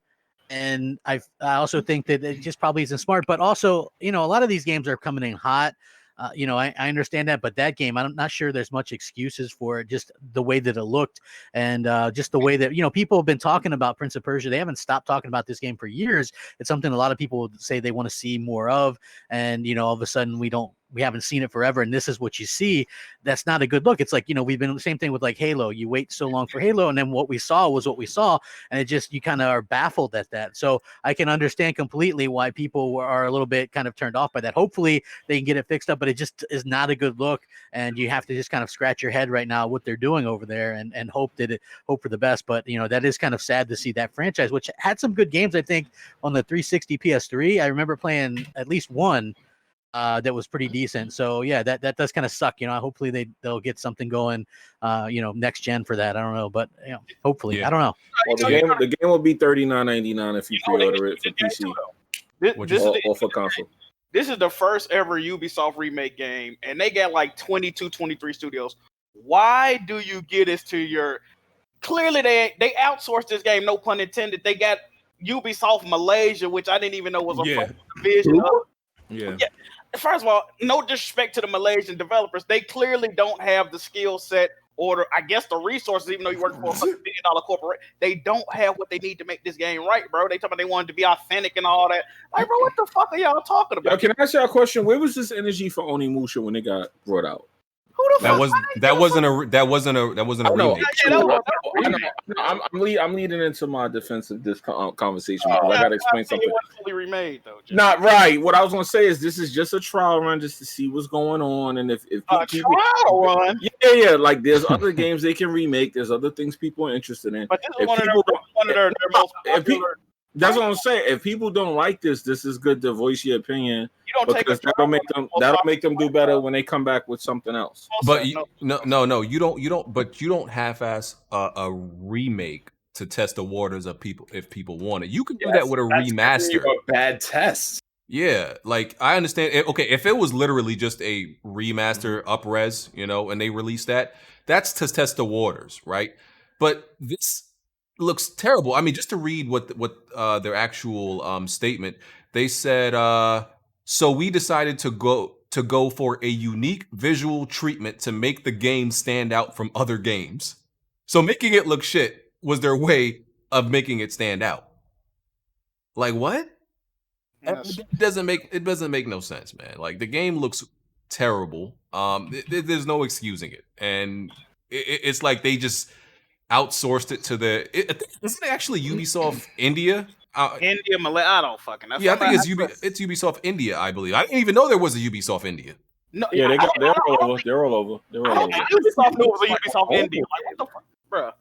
It honestly looks like a mobile game. Yeah. Y'all going too hard. Everybody look like shiny as hell. It doesn't make sense. And the prince looks white. Bro, yeah, exactly. He looked more white. He don't look Persian. They were showing the comparisons, and I couldn't tell the difference. As a matter of fact, some of the older shots look better than the new shit. It makes no sense. Yeah, it's a bad look. Y'all going too hard. Okay, Jimmy. Yeah, okay. Jimmy, look, if you're holding Ubisoft to the highest standards, you also got to hold them to the lowest. I agree. If you don't like it, complain so that way they know what to do with the next go around. Biggest fan. Because it's not as bad as you guys are making it out. There won't be a next go around because people aren't going to buy it because of how it looks. There'll be others. I don't know. There's more Prince of Persia games they can remake. Activision did this scenario the best. How they did the test run with Crash, and then now they're about to put out the proper game. Yeah, but yeah. So yeah, that looks like trash. There was also Scott Pilgrim vs. the World is coming to these current generation consoles. I saw a lot of people like really excited for this. Scott Pilgrim vs. the World was a good game, but I never knew like people. I don't remember this type of energy the first time it came out. Like it's just a good game. People fuck with it. Yeah, but I don't know. The energy, like people were like losing their mind. It got delisted. You couldn't play it for a long time. I don't know. I probably might not get it again because I beat it so many times already. But it's cool. It's just an okay game. It's a really good game. I mean, people be saying they won't beat them up, but they won't go play shit like River City Girls. But I digress. But oh man, had to throw that in there. Absolutely. Yeah, there was also Immortal Phoenix Rising, which was like, as I said, formerly Gods of Monsters. A lot of people said that this game, impressed them. It reminded them a little bit of Breath of the Wild and stuff like that. It didn't really do anything for me. I'm just like kind of jaded and like mad at Ubisoft because they're like a shit developer now. They're like bottom mid-tier developer now that don't make nothing good that I like besides Watch Dogs at this point. So I don't know. Did y'all think this looked good? Assassin's Creed 4K 60 on consoles, I heard. Yes, sir. Yeah. But what do y'all think about Immortal Phoenix Rising? It looks interesting. It looks horrible. You don't think it looks interesting though? Like a game that would be fun to play? The premise was interesting until I saw that it was a blatant, down to almost the graphical fidelity Zelda Breath of the Wild ripoff mixed with God of War elements. The graphics are absolutely shit. The art style is cool, but the graphics are like I said, I don't understand how this company with so much money. This is one of the arguably the biggest third-party developer. You should not be making games of this graphical fidelity. I know what you're saying. But Jack, when you play over, you play. There's a difference between art style and graphics. Okay, this shit looks horrible. The gameplay looks terrible. The shit look boring as hell. I you know what? Y'all got it. Ubisoft, y'all got it. I think it looks like a Nintendo game with no soul. Thank you. It looked like a glorified fucking iPad game you'll play. It shouldn't. I don't know what they're doing over there, bro. It's crazy. All right, be right back, guys. I gotta sell this PS4. What? Yo. You're on a podcast? Man, Game Pass is expensive. Wow. He did it in the middle of the pod. And he wanted to let it be known too. Like, bro, what? Oh my gosh. Who is this guy? All right. Other than Immortals Phoenix Rising, which looked pretty generic to me, they put Stormzy in Watch Dogs Legion. There's a mission. I think he's just going to be in a mission. I didn't even know who he was until I saw the trailer. Yeah, I didn't know. He's a UK rapper. And that song was kind of fire though. I was fucking with that song. Like I'm not going to act like I don't know his catalog like that. I've heard some songs, but I just know he's like he's big in the UK. He's like a big UK. He's a lot of people in the States know him too. Over here, a lot of people know him too. One night was probably throwing his ass in a circle when he saw that. Oh man, wow. So yeah, I kind of wish they would have added in Skepta though. I like Skepta a little bit more. See, okay, I know who Skepta is. Yeah, people said that. Yeah, I heard a lot of people. Yeah, say he's that. dope. He's dope. That's the dude that be with Drake, right? Yeah. Yeah. I mean, BBK. I mean, Drake be with everybody. That's not a, Now I know he was on his album though. Like Drake. Drake a little culture vulture, so he trying to hang out with everybody. You know what I'm saying? But then it was Riders Republic, which is a new mass multiplayer extreme sports game. You ski, ride bikes, and a whole bunch of X Games type stuff. I didn't care for it. I don't care about that type of stuff. Anybody cared? Nope. I thought that game looked trash at first, but then I was watching a little bit more. It looked kind of fire, man. I like the extreme sports kind of aspect. It's like extreme sports, but like Fall Guys. I will never bring myself to ever play Fall Guys. It seemed like kind of like the same concept. Yeah, Fall Guys looks better than that to me. I don't know. I Fall Guys is absolutely not realistic, and that's the point. But this. I could actually see myself, I wouldn't want to do something. Oh, I would, if I wouldn't get hurt. But I could see myself, doing the extreme sports. It's real realistic. Because my thing is, Ubisoft has made games like this before. What was it? They made a snowboarding game, and like we never heard about it again. Steep, yeah, steep. Like it just it fell off a cliff. They don't really talk about it no more. Like they make these like it's almost like a AAA side. I don't know if the game's AAA, but it's like they make these AAA side projects that fall to the wayside. Like even Crew, even though they just released an update for it in this show, like nobody really talks about the Crew. Like it's. For Honor, like it has a small fan base now. That fell to the wayside. Like a 30 million active players. Hold up. Who? What? For Honor?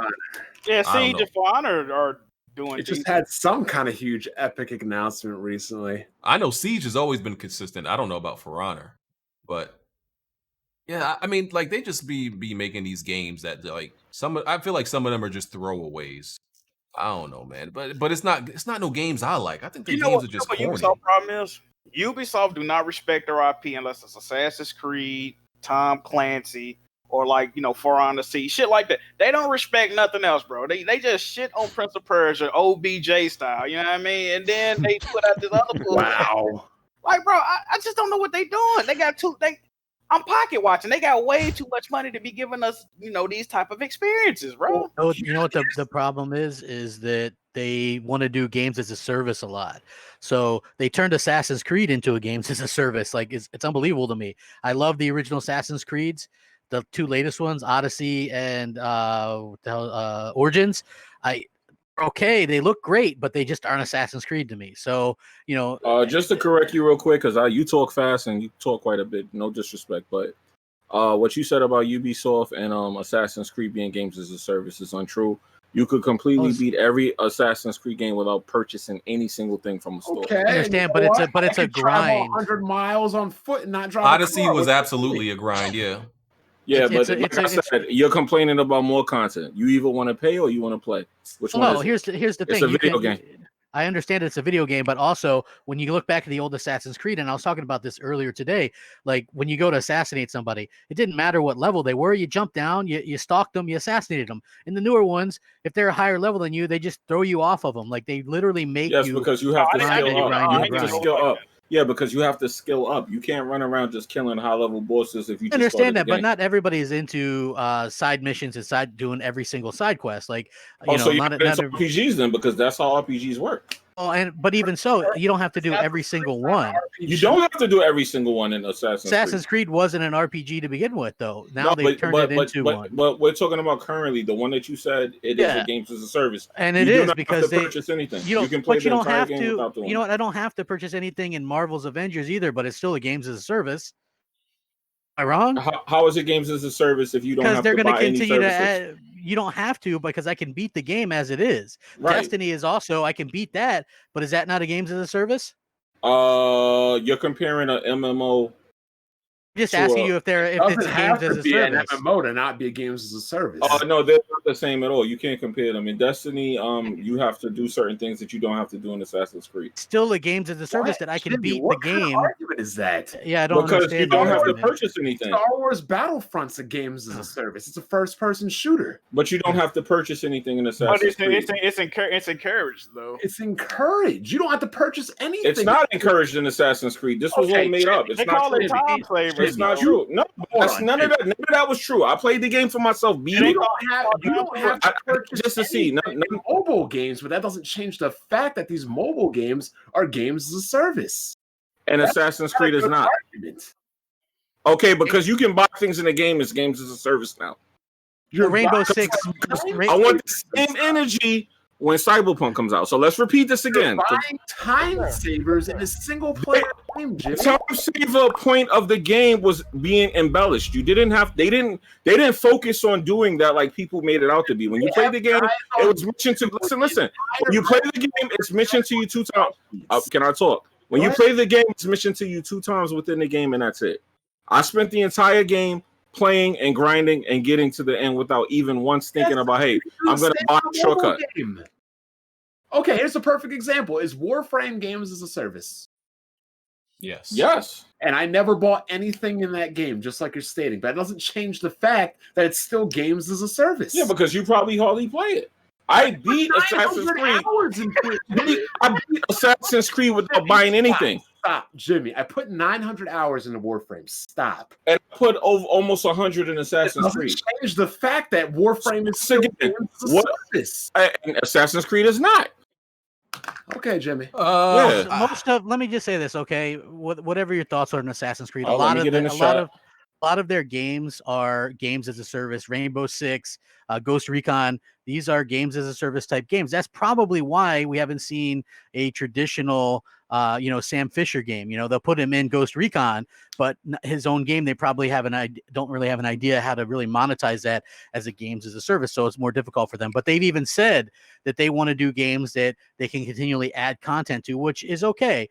But I think that, you have to realistically look at it as not everybody has the time to do all that kind of stuff.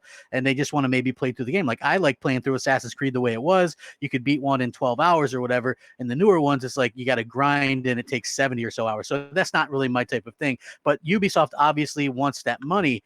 And that I'm not saying that's a terrible thing. I'm just saying for me personally, I prefer the older versions of Assassin's Creed, and they do seem to want to do more games as a service. The Crew, even Steep, that got updates.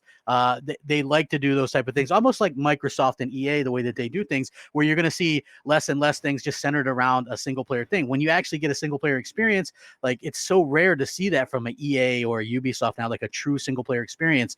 Like the Jedi Fallen Order was a good example of one that we got.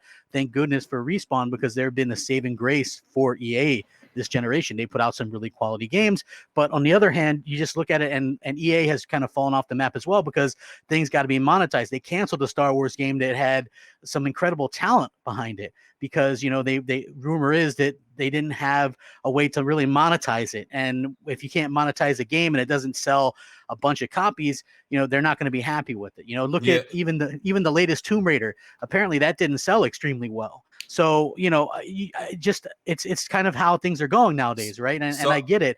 I'm just saying, for me personally, them going after more of those type of games that can be games as a service, like they have that pirate game, right, coming. That's a games as a service. I'm just saying a lot of the stuff that they're doing is very much that. So all right, hold on one second, because you don't give a person a chance to squeeze in here. Let me just say something to you in the chat real fast. Sure. To the people in the chat that are commenting about what Crap is saying, I don't mind him saying what he's saying. I'm not going to go back and forth with him. But do you guys understand? There's people who play these games and people who talk about them. Crap, did you beat this game? Which one? Any of these Assassin's Creed games you're talking about? Just two newer ones? No. Okay, now hold on. I'm not saying this to get at you. I just want to make a point. You're talking to somebody who played these games, and you're talking to somebody who talks about these games. So the people in the chat are saying, "Oh, he's destroying them," and this, that, and the third. Play the game for yourself before you sit here and take shots. I own them. I put a lot of time into Assassin's Creed Origins, and then when I got to what I thought was the end, they extended it, and there was more people you had to go after. How many hours did you play? How many hours? They just gonna keep saying it in the chat, by the way. But look, let me say this. I know. But I'm making a point for the people that do understand. I'm mature people. Exactly. But let me say this.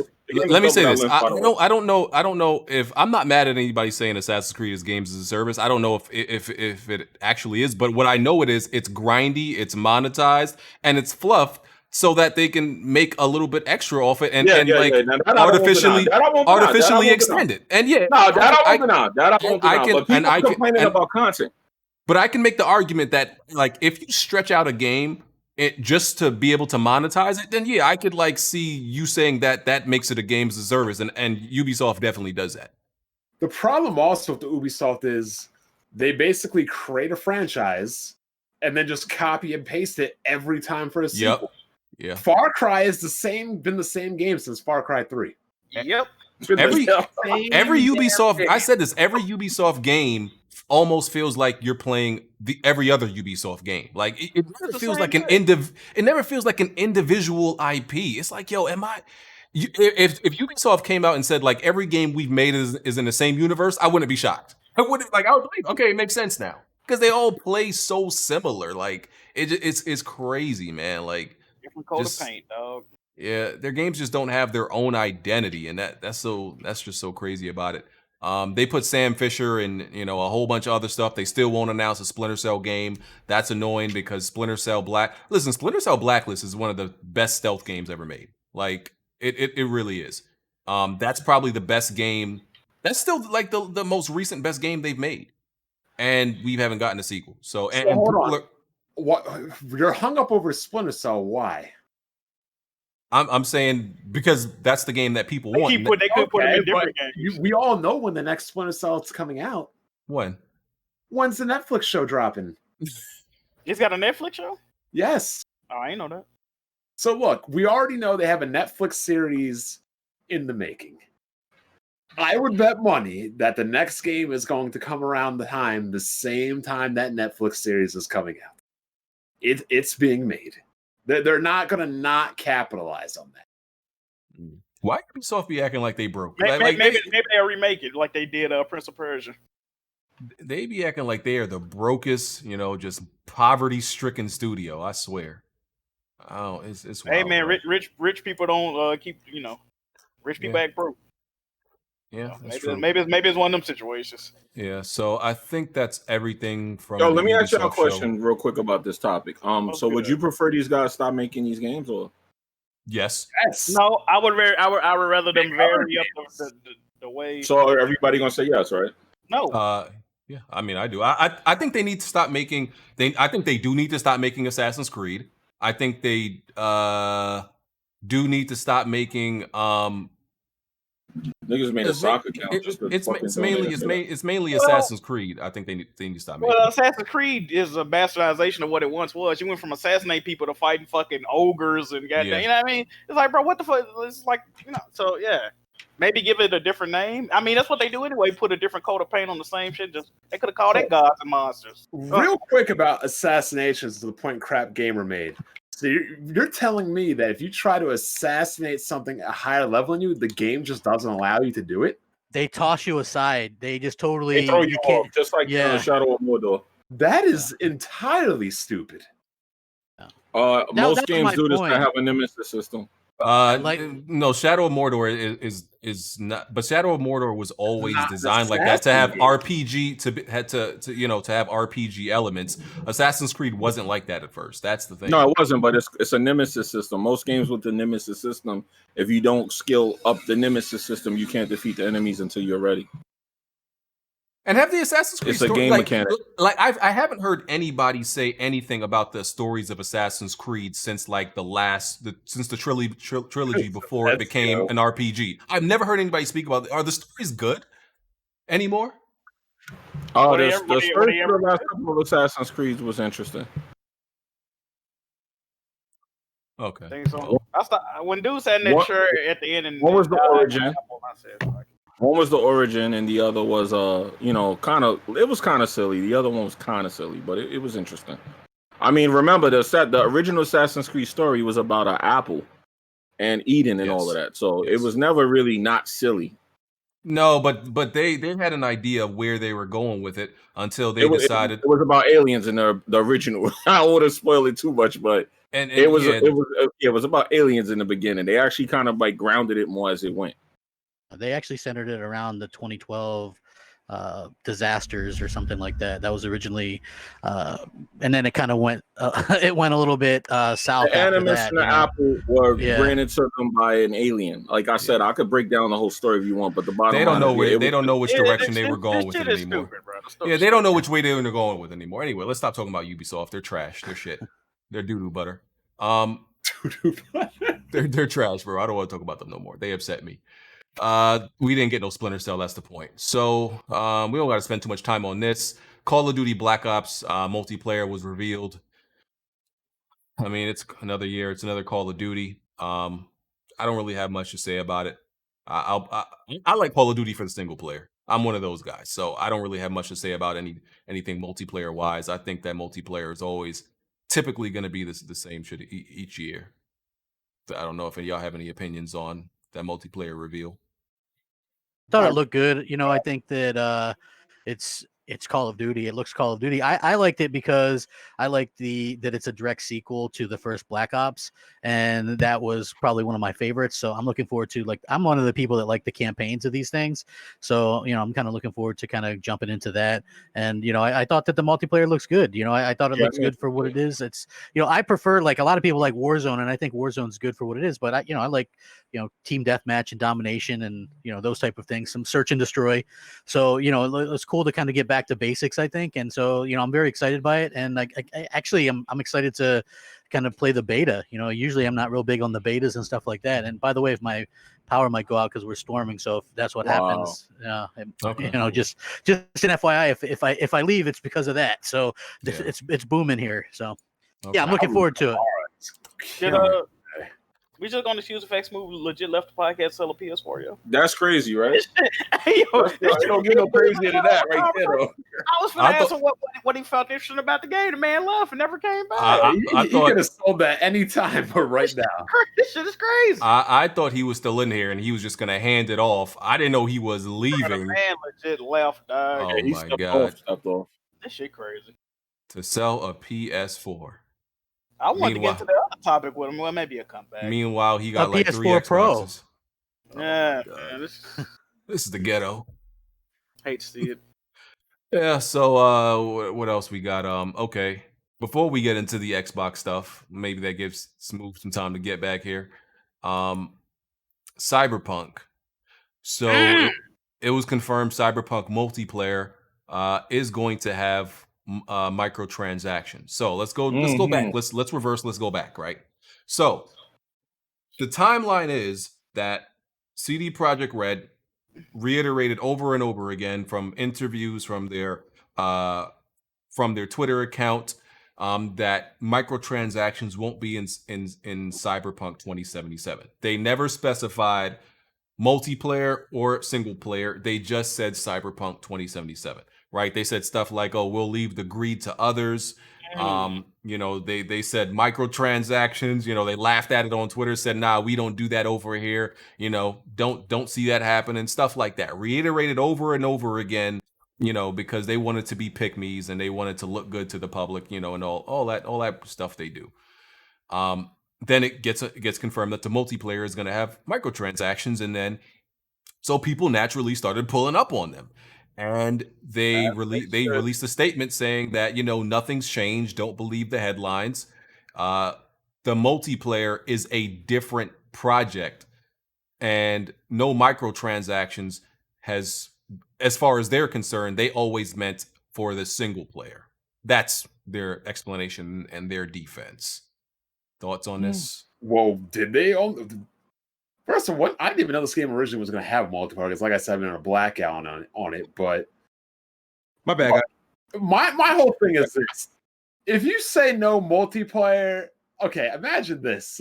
It's like if you say no microtransactions, we leave the greed to others. I don't care if you add a multiplayer, a cell phone companion, anything that has to do with the IP should not have microtransactions, period. Anything you bring out should have micro. If you got that type of energy, like you speaking in all these absolutes, you should never even entertain the idea of it. That's like telling your wife, like, I promise I won't eat Pop-Tarts. And then Pop-Tarts. You got a pantry full of them bitches. No, you're like, I won't eat Pop-Tarts in the house. And your wife's like, okay, good. But then you're eating them shits on the back porch. And you're telling her, well, I said I want to eat them in the house. Like, bitch, you're still eating them. Yeah, they tripping, dog. Or you'll be like, oh, I meant I wouldn't eat the strawberry ones, but them chocolate ones is hitting. Them chocolate ones, yeah. So the defense for this been crazy too, though, on social media. Oh yeah, man. The CD Projekt Simps, the stands. Oh yeah, they was mad. They been full. I've never seen a fan. First of all, I've never seen like a fan base go in such hard defense for a studio that's only given them one game. Like, they only gave y'all one game. You gotta remember the Gran Turismo fans when they didn't have car damage and they said that was better than Forza having car damage. Wow. Yeah, that's stupid. Like I understand, like Bond is one of those people who played The Witcher 2 and maybe even played The Witcher 1. But the majority of y'all, they gave y'all one game. Y'all going to bat for a studio that gave y'all one game. I don't understand it. But the only way they come out of this is literally the microtransactions are 100% cosmetic. Like literally, like even then they'll still get crap because they said no microtransactions. But if there's any kind of microtransactions outside of cosmetic, they're gonna get destroyed. Yeah. I don't know, man. I mean, they're saying that they always stayed consistent on this, that they were always talking about the multiplayer, but I don't know, man. I don't think that's flying. You said no microtransactions. It shouldn't be any at all in your game. Most people didn't even know the game had a multiplayer until like recently, So Jesus, I forgot about it. Yeah, but that's just bought ARM for $40 billion. Yeah, 40. Not even M's. Goddamn billion. That's crazy. Yeah, like I remember them mentioning a multiplayer, but it wasn't at the front of my mind that it like still existed. So yeah, I don't know. They sketchy about this, and I know people like to like it. CD Projekt is the golden child, and they can do no wrong and all this stuff. So they was out in defense, man. Well, is a multiplayer gonna cost more money?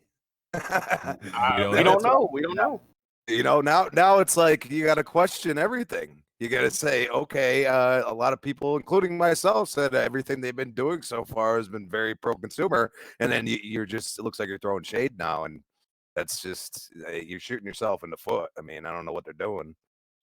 Yeah, and like they said, like, oh, we'll leave the greed to others. So my thing is like, is it only greedy to put microtransactions in single player? That does like you're not greedy if you put it in multiplayer. Like that's what I don't get. Like that's are those the rules? If it's pay to win, it's definitely still greed. I mean, shit. Like, aren't you still probably going to make like maybe $1 billion from microtransactions if enough people play the game and buy enough microtransactions? Is that not still greed? So what are the rules? Because here's what makes it worse, right? It's not like EA is publishing the game and this decision was out of their hands. Like, look, EA is publishing in the game. They say we got to put them in. CD Projekt Red's 100% independent. So it's not like they had the corporate overlords saying, you got to do this. Yeah, they their own boss. So. Exactly. They did this themselves. Hate to see it. Hate to see it, man. Yeah. Like, we've given, well, not me, but people have given a lot of other studios shit for having microtransactions, even in their multiplayer. So now people are saying like, oh, they don't have it in single player, so it's okay. I don't care if it's in multiplayer. Like greed is greed, no matter where it comes from. So I don't know if people keeping the same energy with that. So yeah, that's the community. I mean, that's society, man. People if you like the shit, you gonna let them get away with whatever they trying to do. You know what I mean?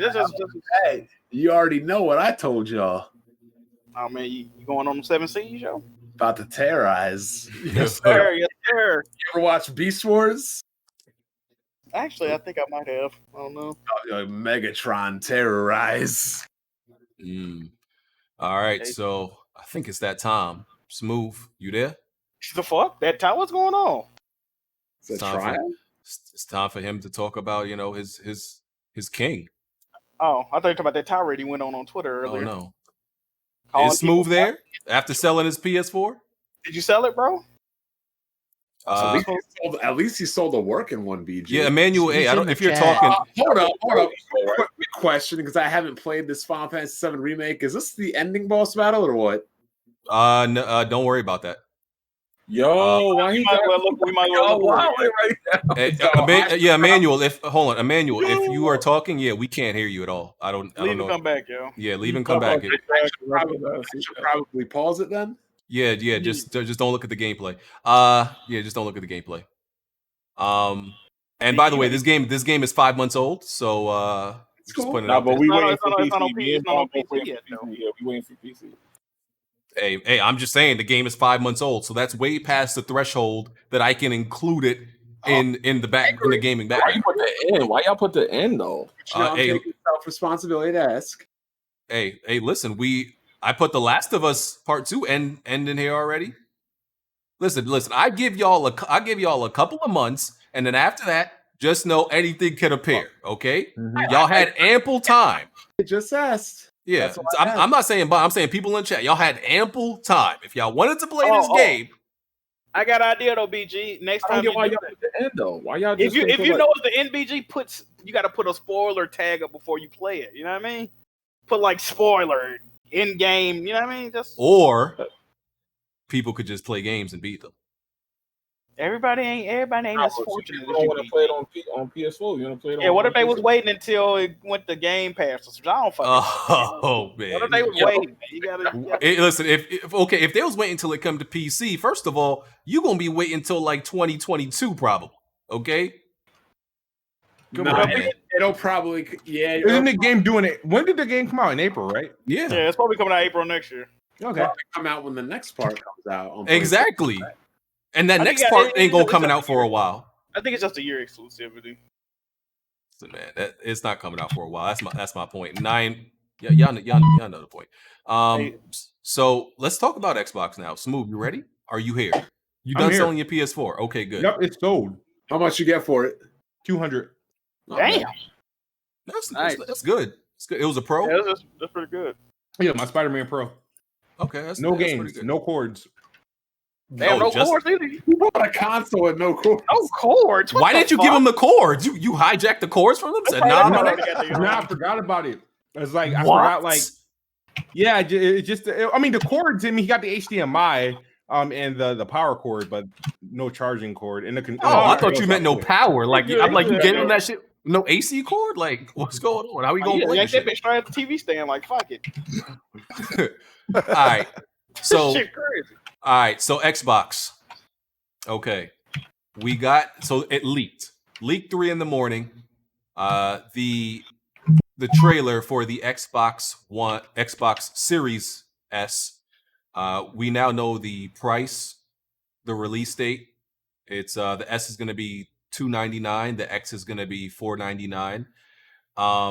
They also leaked the Microsoft had a whole video plan, like video with Phil Spencer talking to people and everything like that. It was supposed to be revealed that way, but the actual trailer for the One S leaked. So later on that day, they just decided to make it official and announce it, because for some reason they can't hold their water and things always leaking out they can't. It's coming out November 10th. The pre-orders go live September 22nd. What do y'all think about the price, first of all? Let's move for go what you're getting. first. Well, the price is exactly what I expected it to be for both. $499 for the Xbox Series X, $299 for the Series S. The Series S is a lot smaller than I anticipated. I mean, it's not, to me, it's not an attractive console, but I'm getting used to seeing it. But I think pretty much for what they're trying to do, it's the pricing works. There's nothing wrong with the pricing. I think both pricing structures are good, and I think both pricing structures for both consoles are completely fair. And actually, they're both are probably on the lower side of the spectrum what they probably should be. What do you think they probably should be? Honestly, I thought the Series X, like initially when it was first revealed, would be like, hey, you know what, they could probably get away with $600 if they're gonna have a cheaper console. So I thought the Series X could potentially be $599. And if they were cheaper, then what did you think the PS5 would be? I thought the PS5 would be in the same price point, $600. Like this is like early, like late 2019, between December and March, when all the stuff was coming out. I was like, okay, these could be expensive consoles, but once I started like just thinking about how Microsoft has been pricing their consoles lately with these revisions and stuff like that, they kind of kept the same pricing for throughout the entire generation, with at least since they had the 2 models out, and that was like the pretty much actually it was 4 and 5. So the Lockhart is still, or the Series S is still on the cheaper side of things. But I know 500 could be a base, could be their like for the Series X. If it was 500, I wouldn't be surprised, only because since they discontinued the One X and the one that's sad, the intention was to replace those price points. Okay. Crispy, thoughts on the price? Exactly what I thought it was going to be. This is like their prices throughout their entire generations, especially this past one. Happy that it is what they've been, because with the whole COVID thing, I was like, this might not be what we're expecting, but at least it is. It's good price point, especially for the Series S. It's entry level. It's gonna help out right now for people that want to get into next gen. They really built it for the price point, and they went for frames per second. Kind of disappointed, that the resolution ain't quite what it probably could be, but at least you're able to upscale to your 4K. So, I mean, the price for what the box is and how small it is, I think it's a really good price.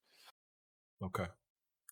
Emmanuel, you there? Yep. Yo, y'all can hear me? Yeah, we hear you. Okay, just wanted to make sure. Your thoughts on the price? Xbox One S and X? I love the price, man. Initially, I was torn between if I was getting the Series S and Series X, because the Series S price that's fucking awesome, man. I don't think I'm gonna get it. I have the One X now, so I've seen it 4K. I don't think I can go back. But for all the tech that you're getting in the Series S, that's a great value. Okay. All right. I do got something to say about the Series S though, and somebody brought this up on Twitter. I wasn't even peeping until I think I seen Porter Rock say it. Right. Mm-hmm. I just find it funny, right? Y'all remember the whole True 4K thing PlayStation only do checkerboard at 4K is such a huge noticeable difference from the Xbox One X. Now with the Series S, they're saying, well, 1080p, 1440p upscale, it's not a huge difference. I can't really tell. But a couple of months ago, y'all was fucking experts, magnifying glass, Inspector Gadget. Now y'all don't see no difference. It's funny, right? But hold on.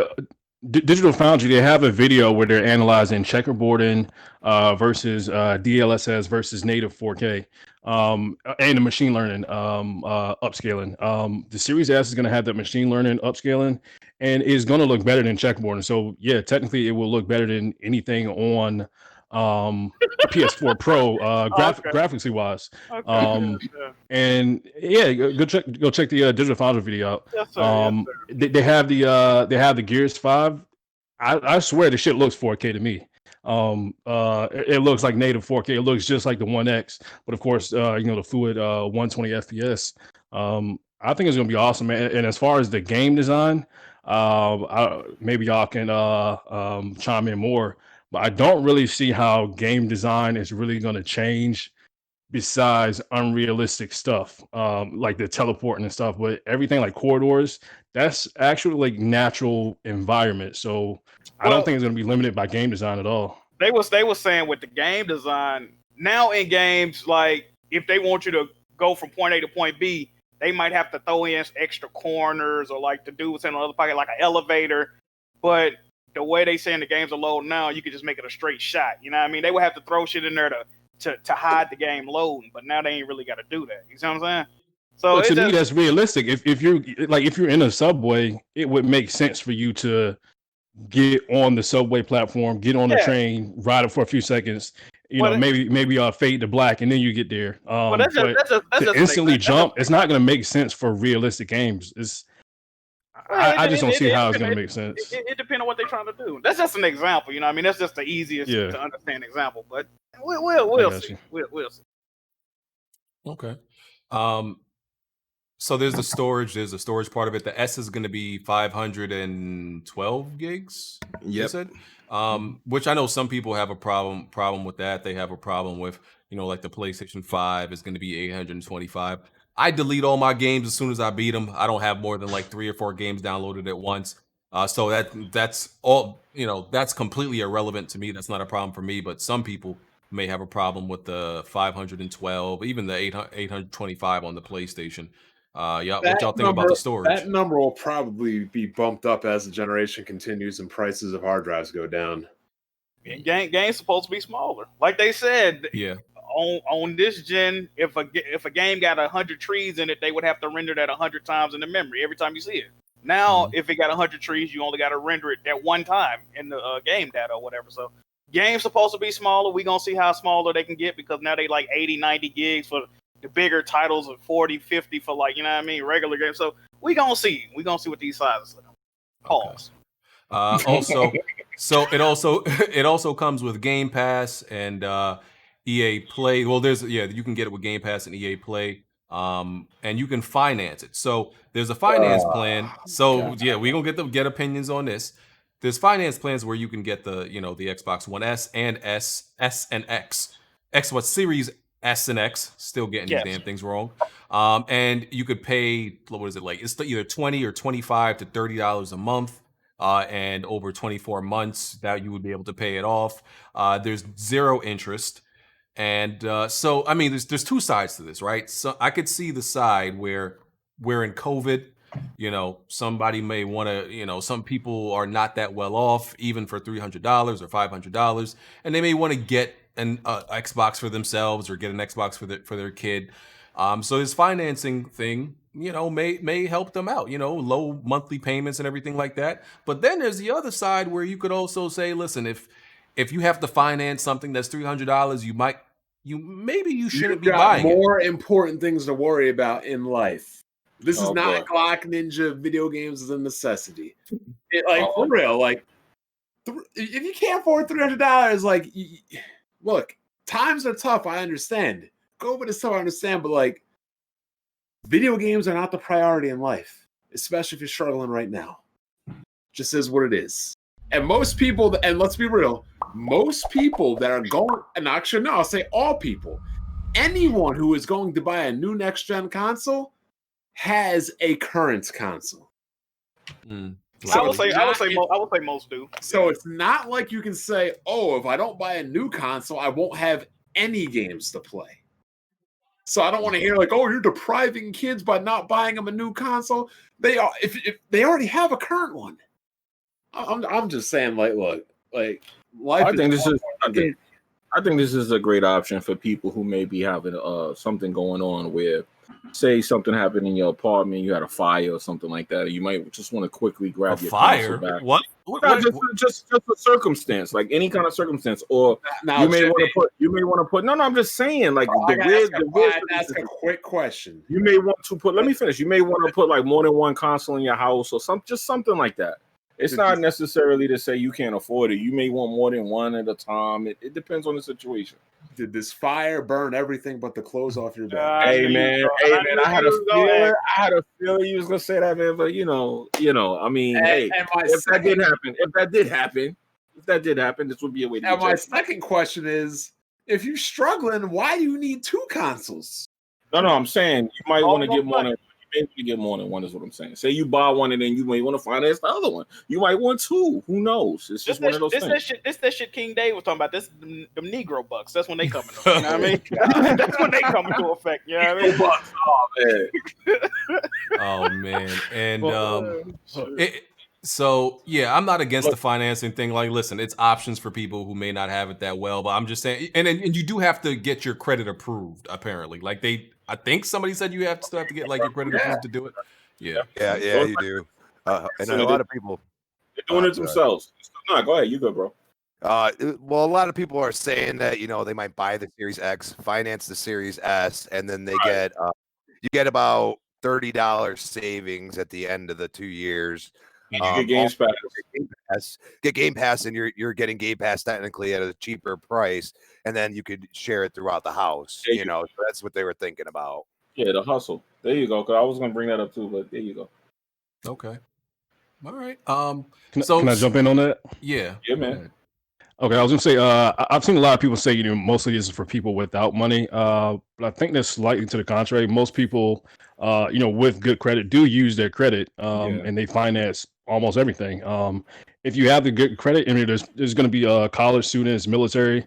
This is gonna be perfect for them, man. So I think a lot of people are gonna use it. Probably not the people at the, quote unquote lower economic ladder. But if you got bad credit, you're used to buying stuff outright anyways. So I don't think it's going to be any, big surprise. I personally couldn't finance 300, but I could see somebody financing the Series X and copping a PlayStation in cash. Day one, you still got most of your stimulus check. You didn't waste the whole check on that. Let me jump on you real quick, post before I finish that checks. You got to remember too what this is leading into. They start financing these consoles at 200, 500. You know where this is heading, like phones. So that's where it starts. That's how it all starts. Yeah. As you know, the next Xbox could be $1,000. So I didn't think about that. You might be right. Yeah, I want to point something out that's interesting, right? So we've been seeing a lot of like a lot of people talk about the price of consoles versus PC, right? And how you get a console, that's all you really need to buy, and everything like that. You get a but with a PC, you got to get the graphics card, got to get some other parts and all that stuff. But it's funny because on my timeline all week, all I've been seeing is people buying $1,000 TVs to get ready to get ready for next gen because they need, the HDMI 2.1 and they need the 4K and all that and the OLEDs. So are you really only buying the console? Because y'all seem to be dropping a lot even before the consoles are here. So there is that argument to be made that just like PC, you don't only need the graphics card. But with consoles, you don't only need the console. You need some other things to go with it, especially for next gen. Here's another argument to go on that too. People say in regards to purchasing an Xbox or a PlayStation, right? Some people say, "Oh, I'll get a PlayStation because I have a PC." The counter argument is, "Oh, but your PC can't beat a $500 Xbox or whatever." But here's the thing. it doesn't really need to be. Because one, all the Xbox games are running on this $300 console, which is weaker. And two, Microsoft doesn't really make demanding games. Outside of Flight Simulator, Microsoft's games are easy to run on your computer. So you realistically don't even need to upgrade your computer to run Microsoft's offerings. It's not like I need to go out and buy a 2080. Hell, a 1080 could run all of Microsoft's games well. That's true.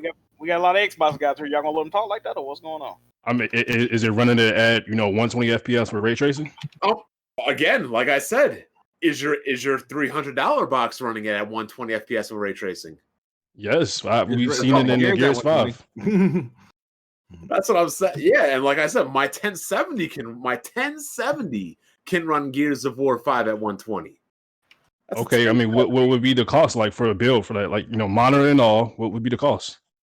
The cost is you wouldn't even have to change out your current computer. If you okay. Oh, you're saying if you already have everything. I got you. Yeah, that's what I'm saying. So I'm saying you wouldn't even have to upgrade your current rig because the games Microsoft release aren't demanding to run at all on a computer. I mean, they're well optimized. And that's kind of the thing. In that case, Microsoft is not getting enough credit then.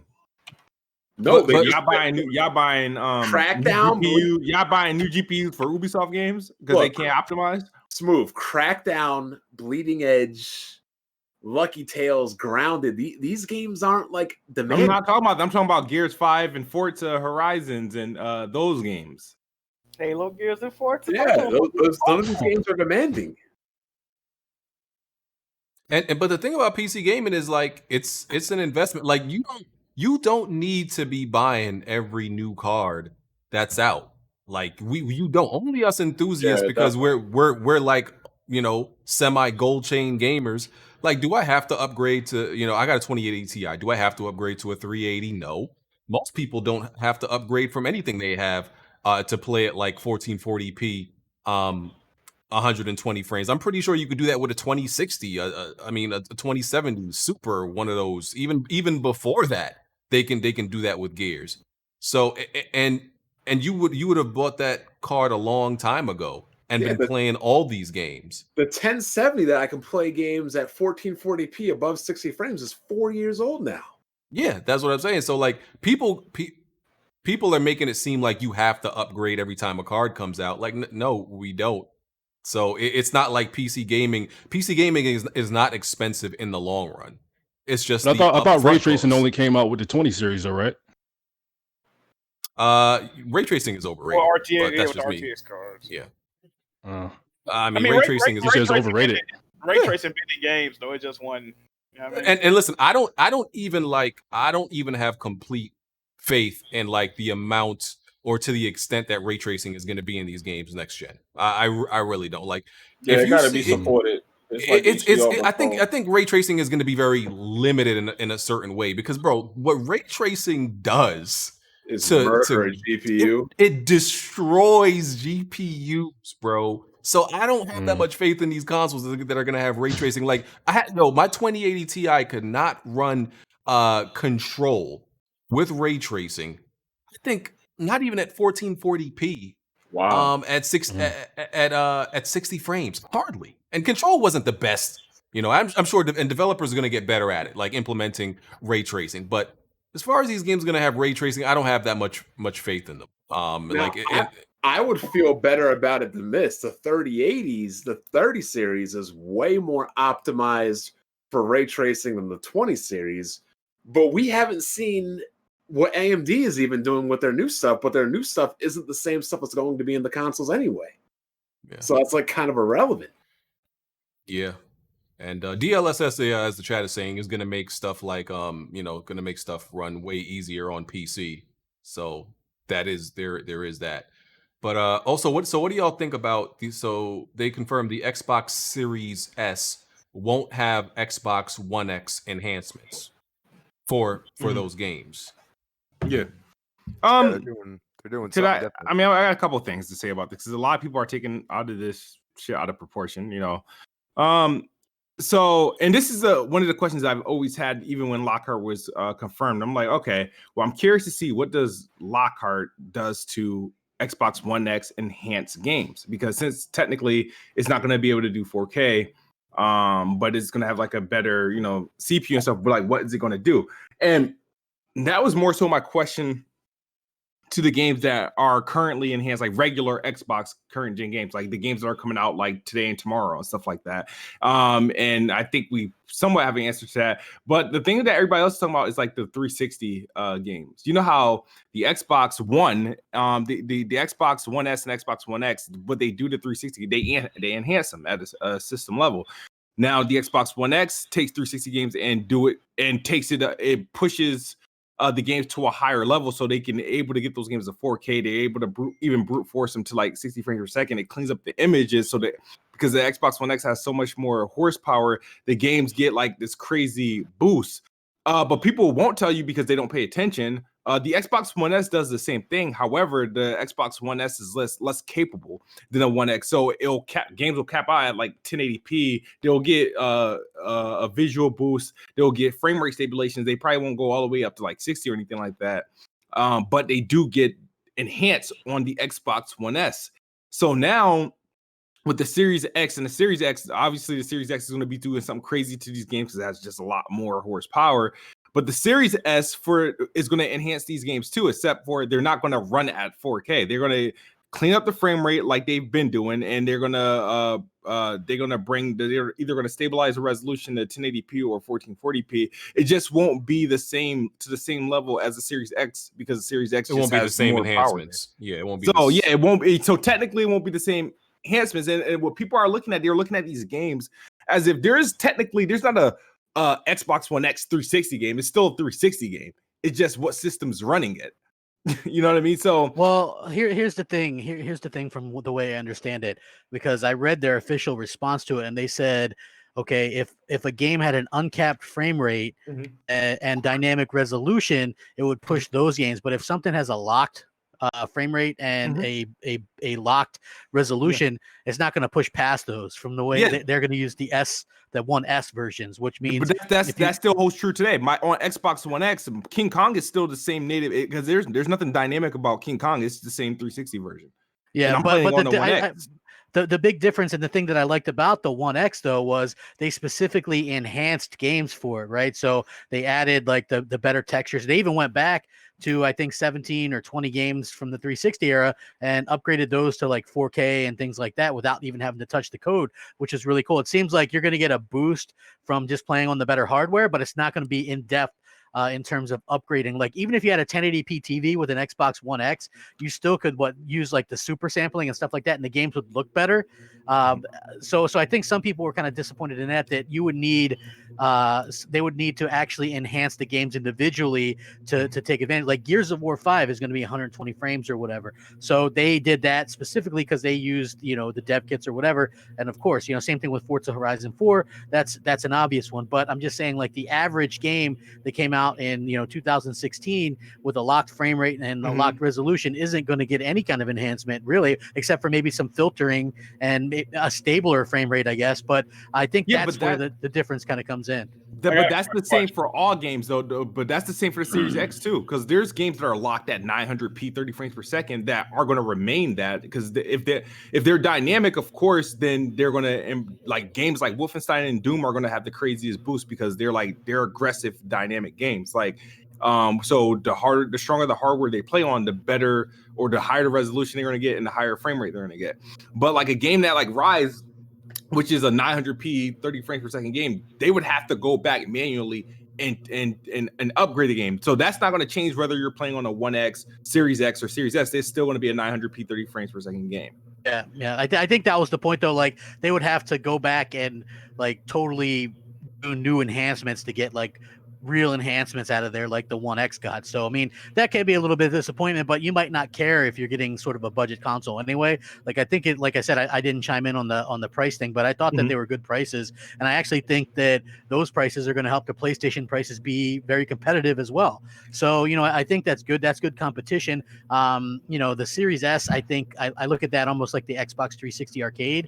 Like, that's the version that a lot of people got, and then you realistically later on, people really regretted not spending that extra bit to get the regular 360 with the bigger hard drive because you ran out of space so fast. So I could see that kind of happening. I know things are going to get condensed or whatever and compressed, but I still look at that and I say, oh, people are probably going to regret not just spending that little bit of extra money, a couple $100. Well, not a little bit, but I mean, if the storage is that expensive in and of itself, why not just get the X, right? Because I don't know if you guys saw it, but supposedly the 1 terabyte cards are going to be $200 or so. So, I mean, that takes you into the price range of the X to begin with. So to me, anyway, like you get so much more value if you just get the X, even though it is more expensive up front or whatever. But that's just kind of my take. I know what people were kind of complaining about or whatever, but a lot of that is just, you got to understand, Smoove. A lot of people just like to push buttons. So they'll just talk about that stuff and get people upset. And I think that's probably the case with this. I don't care. Like I kind of made some jokes about it, but at the end of the day, I don't care. I mean, it's going to do backwards compatibility. It is what it is. I don't particularly care, but hey, good. They got some prices out there. They're going to be competitive. Let's see what happens November. I'm excited to see what happens. And then, because at the end of the day, Xbox and their fans are out of excuses, right? Because everything is tailored for Xbox to exceed this holiday, right? And to do well because they have Game Pass, they have the cheapest console, the most powerful console, they have Play Anywhere, they have xCloud, they have EA Play in Game Pass, they've got all this stuff. They even have crossplay, right? So the old thing where I have to get what my friend gets because he got this console, that's not even true anymore. So if Xbox get their asses kicked again, there's literally no excuses left. Would you agree to that? Well, they're going to get their ass kicked. Like that's like, at this point, yes or no question. Come on, Smoove. I'm just saying, like, I'm not saying that, like, yes or no. I mean, like, no, it is what it is. Like, they just have to play their position and play it well. Like, I don't anticipate Xbox outselling like PlayStation. Like, I just don't, especially with this time around on the way how the generations work. It's just so like everything is just not like from this. This is. Let me ask you this, because you're like a super Xbox fan, and I respect that, man. But do you wish sometimes that maybe Microsoft would have put a little bit more focus on the console? Because it seems like they're spread out. Like they're a little bit over here, cloud stuff. They're a little bit over here, PC stuff. And like they put stuff out on PC first, and it seems like they're very preoccupied. Maybe not all in on the console like they would be. Like if they just had the focus on the console like before, maybe they would have done it. But do you wish that they had put a little bit more focus on the console coming up, or do you feel like there's like been no mistakes? No, I think there's been a ton of mistakes. I don't agree with how a lot of things Microsoft I don't agree with a lot of things Microsoft has done. I don't agree with these PC first games. I think it's the dumbest shit ever. Because it defeats the purpose of the whole Play Anywhere type thing. Is like it's just a slap in the face to the Xbox console user with the PC treatment that's been given. I feel like they should have been more aggressive with their studio acquisitions, meaning that the people that they did buy who had products in the worst, they could have just bought out the rights and just made those games. Actually did buy the rights for some of the stuff, but they still ended up being multi-plats. So yeah, I mean, I thought that was a little bit weird. Yeah, so I'm not a fan of that.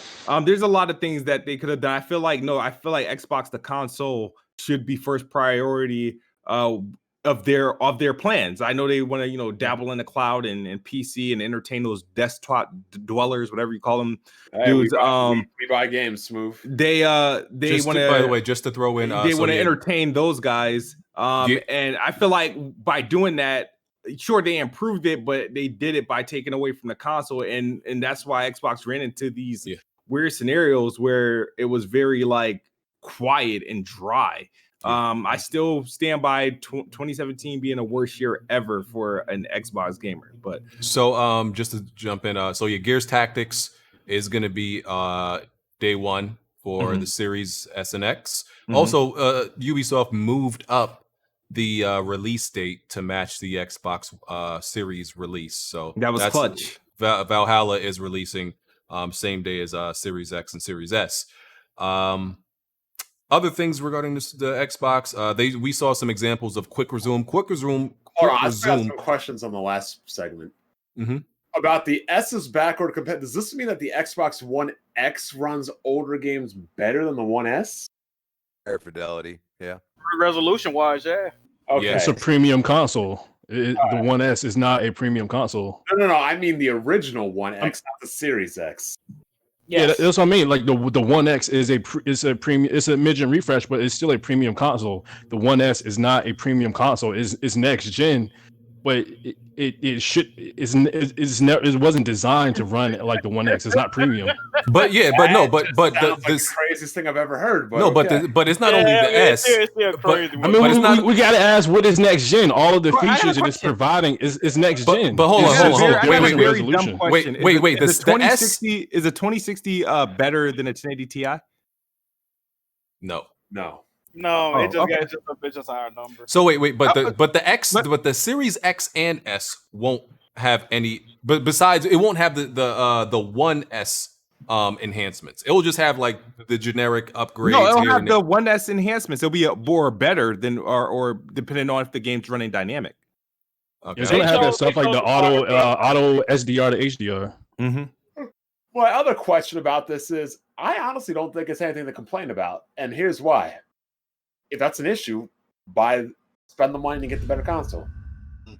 Period. I mean, there's going to be trade-ins. Like, you can probably trade them in for a good amount, or even believe it or not, the Xbox One X is getting a pretty good resale value now. They stopped production of it a little bit ago, so you can actually secondhand. They're still quite expensive. So I mean, if you find one, pick one up there. It's still a pretty decent console. Actually, I like the One X a little bit better than the Series S in my opinion. But a lot of people will go. If you're into frame rates and stuff, I guess you can go there. Like I like frame rates on like first person shooters and racing games, but for the other stuff, I enjoyed the 4K stuff, to be honest with you. But my point is, like, if you don't have an option or a choice, to me, that's a problem. But my thing is, it's not like Microsoft's not giving you an option to get that feature if you want it. You just got to pay more for it. So it's there. So it's like, in my opinion, it's like, look, if you're complaining about it, you get what you pay for. If you want more, then pay more. Yeah. And it can also, the Series S can also record and I'm not sure if this is the only the X, but it can record and stream at 4K 60. The S can't do that. The X can. It got to be the X. The S can't even.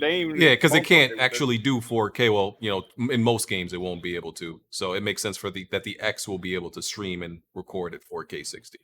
That is great. That is great news. And PlayStation should ran it down. Is this Final Fantasy gameplay done yet? Yeah, it's done. Also, we saw examples of quick resume. Quick resume. It's exactly, what it sounds like. You could just stop a game, go into another game, and it'll literally resume from when you stopped at that game, and then you could go jump to another game. It'll resume exactly where you stopped. That's a really cool How many games you could do that with? I mean, they showed it. I think the video I saw, they jumped to like 4 different games, and it went right into it. Right where they stopped. You said 5? Okay. Yeah, 5. Oh, that's what's up. Okay, yeah, and I don't play more than 4 games at a time, so yeah, that's always for me. And we saw some load times. They said Series S cuts load times by 77%. They did that with Outer Worlds. Still, not beating some PC SSDs, but it cut the load time by a lot. So that's really cool. It was like 12 or 13 seconds what they showed. Yeah. Right? Like I believe that's what it was. I watched the video. It was like they showed it side by side to the Xbox One S, and it was like it loaded up in like 12 seconds or so, 12, 13 seconds. So not terrible. I just, when you hear about the next gen stuff that Sony's doing, it seems like they have a little bit better solution for that. And I don't know, I kind of like that a lot. Yeah. But that was just based off hardware. That wasn't using velocity architecture. Yeah, it was just. I know people bring up Spider-Man, but for all we know, that was on a PC. That was not. That's a fucking dev kit. I do not believe Spider-Man is going to load it in 2 seconds. And even if they said they had to slow it down. Speak your truth. Thank you, Jack Move. In the new, Sony didn't call it to do that. I just want to point out something. The new episode of Game Informer, the new magazine of Game Informer, they actually had the Kenna developers there. Yeah, in 2 seconds. Not from just from the main, like not even the menu or anything. It literally loads into the game from 2 seconds from the dashboard. Like that's incredible to me. And that crazy. Says.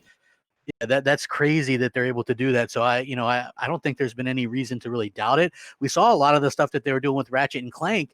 It looks incredible. I think that's, to me, that immersion factor. That's what I've been looking for most of all going into next generation. I don't have a set resolution or anything like that in mind. Like I just wanted to be a little bit more immersed. There's nothing more annoying to me now than when I'm gaming and I have a long delay to get into it due to loading times and stuff like that. So I'm glad that that's something that both these companies have addressed going into next generation, because the immersion factor I feel like needs to be ramped up there now. So that's what I'm excited about. And I just feel like Sony's done a good job with that, because they have their new controller. They could have, they obviously really, really outsold the Xbox One. They could have just released a slightly modified DualShock, but they went a completely different direction. And I think that's really cool that they did that. They didn't have to, they could have played it safe, but they went in a completely different direction for more immersion and things like that. 3D audio, the things that they're doing, and Microsoft too, like they're doing some cool stuff too. I just wish they had the games. Like I think 2023, 2024 is going to be a hell of a year for Xbox. It's just getting to that point and you know what I mean? Like, yeah, I mean, that's just my honest opinion. I just think stuff like Avowed and Fable is 2023 all day, maybe even a little bit later. State of Decay 3, which I'm not really interested in, that's in pre-production. Yeah. Everwild, they don't even know what the gameplay is per the developers. Like, when are these games going to come out? That's like, you just gotta stand there. I want to talk about the I'm a launch little games, right? Here, though, who was saying that they doubt these games are running on the PlayStation? A1 manual.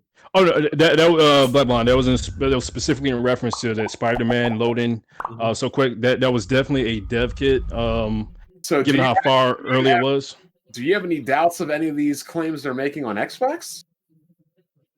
Not at all. Not at all. Why not? Shout out to a manual. I'm curious as to why not.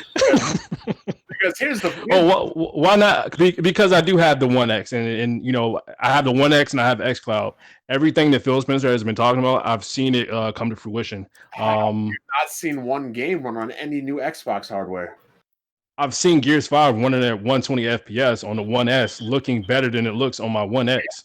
Phil Spencer has told us a lot of lies, though. Well, a lot of things that didn't end up being true. I'll say that. About what? That's the first time we've seen anything running on this new hardware. Everything. Yeah, I mean, they got to put the rest of the T-flops in there. But I'm saying everything else Xbox has shown has been on the PC.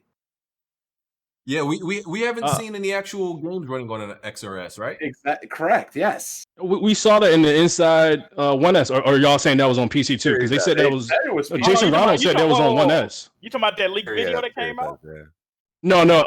Part of that. Not the whole 20 minutes, but there was an 8-minute video with Jason Ronald, and he says everything that we just showed was running on One S. So they showed Assassin's Creed. They showed Assassin's Creed. Yep, they showed it on the Series S, but they have still not shown anything new. Anything new, Series X.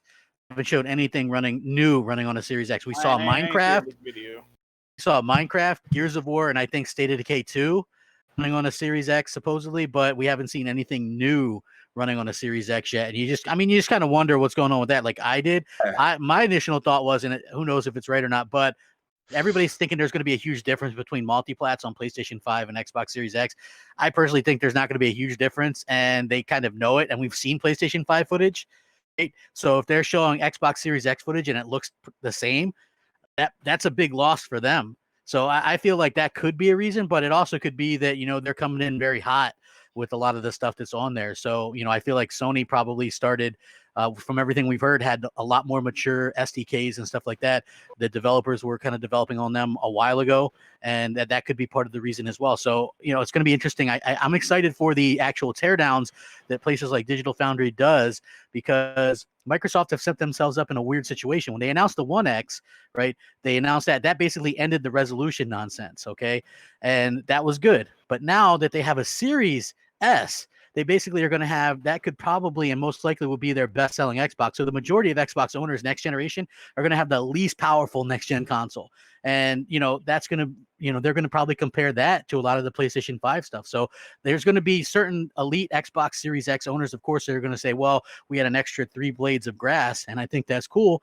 But at the end of the day, you're getting all the multiplats that are going to look pretty much identical on the PS5 plus those exclusives. It's really hard to kind of argue with what Sony's doing. And, I think Microsoft kind of shot themselves in the foot a little bit with the weaker hardware. I do think, if you were going to do weaker hardware anyway, that's affordable, why not cut off last gen completely right away?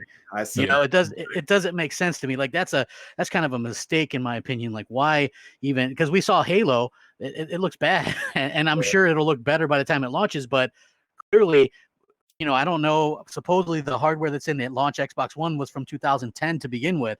So literally in 2021, you're going to have a game that's going to run on a 2013 console. I don't understand the thinking behind that. It doesn't make any sense to me. By the way, so there was this rumors of this Xbox Series V. I hit up Rand because, I don't pretend to be an insider, but, I have reliable people that know stuff about Xbox.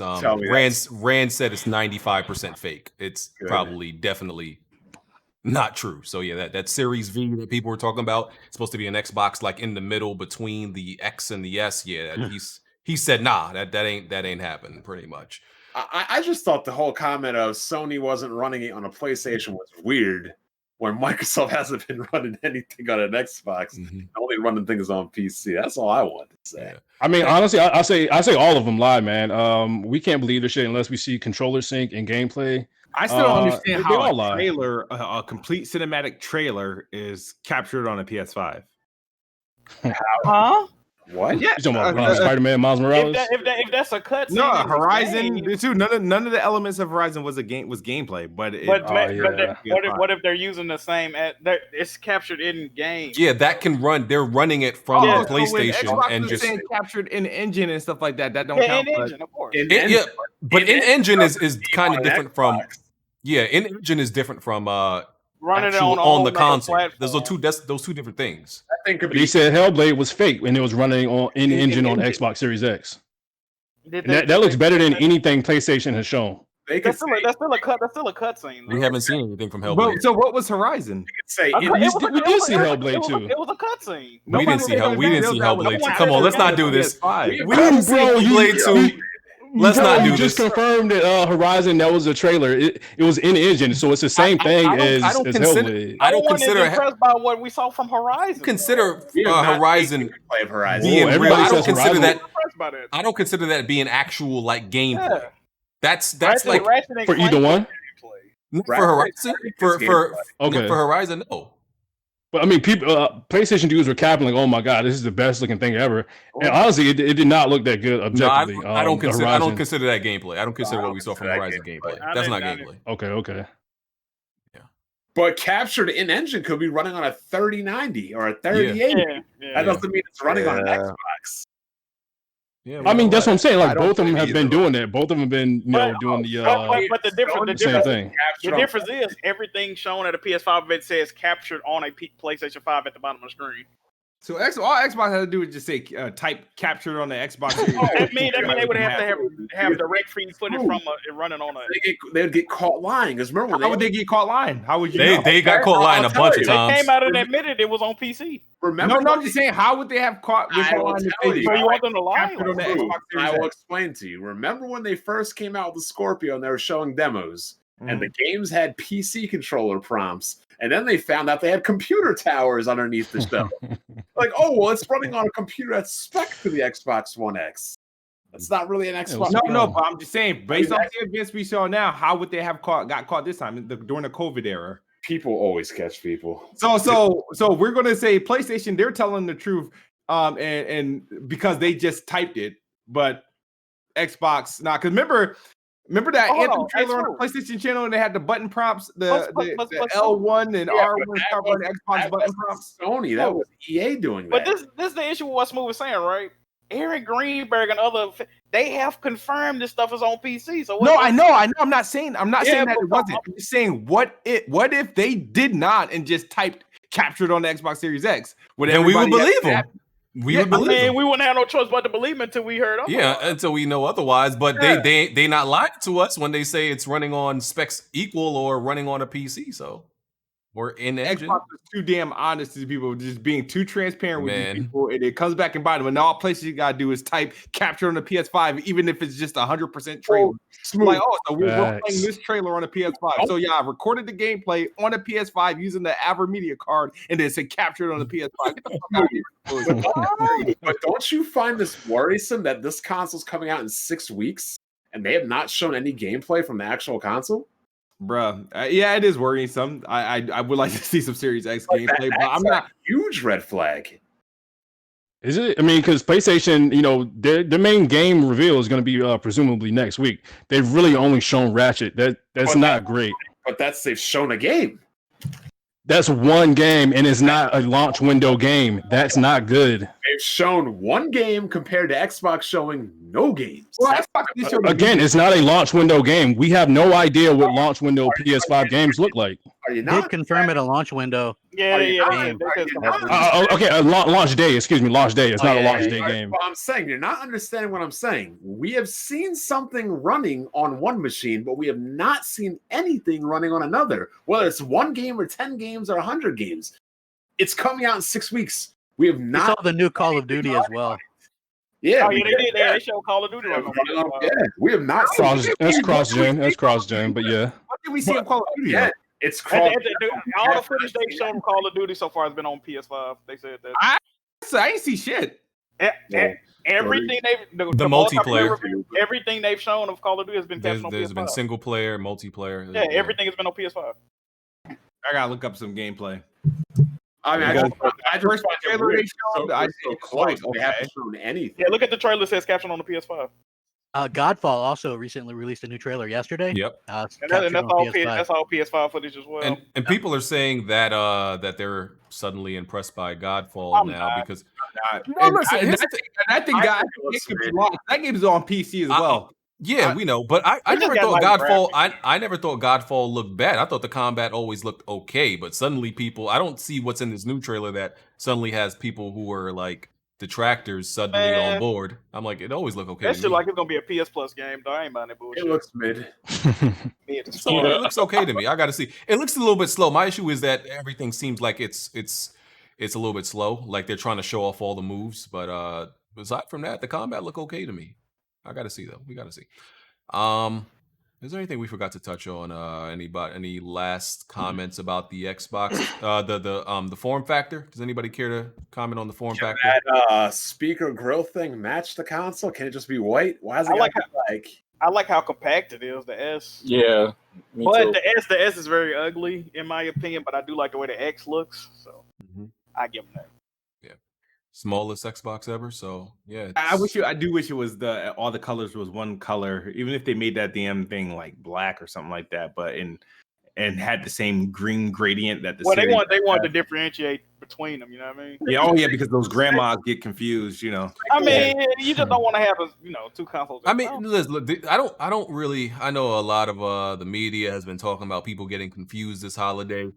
I don't think that'll be a say this, if the 1S and the 1X didn't exist, I wouldn't think because even I get confused just talking about it, right? Sometimes I'll say 1X when I mean Series X and Series S when I mean 1S. That's the only thing to me.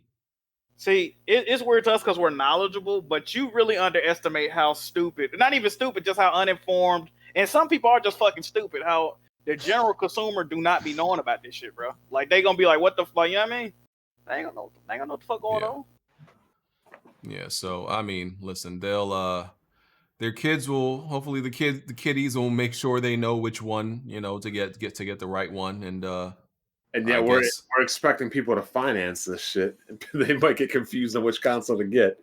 Yeah, so all right. The Series S and the Xbox One S are both the same price right now. See, and look, that's crazy. They're both $290. They're both $299. So that's a little bit odd. Okay, so All right, you can't find the One S anywhere. You can't. They're gonna take that off the shelf, yo. Yeah. You can't. Sure even buy they it. will. I've been trying to buy one for literally trying to buy one the last 3 weeks, and now I'm not going to buy it. I gotta wait for the Series S because I was going to get my son a 1S or give him my 1X. But you say you there for an Xbox S, the $299 joint. They're like, all right, we got you. They don't bring you anything. Bring you the first thing they fucking pick up. All right. Let me read these super chats so we can head on our way out of here. Hustleman 1981 said, y'all gonna stop disrespecting Jimmy, man. Oh no, not again. Now go ahead, read that, man. He spent money to say that shit. Nah, man. Like, listen. Y'all gonna stop. Read it, BG. That's why I don't be saying that. That's why I don't be saying that. I'll be like, they spent money to say this. All right. If you had to kick a member off, why is it Jimmy? He answered. What the fuck, yo?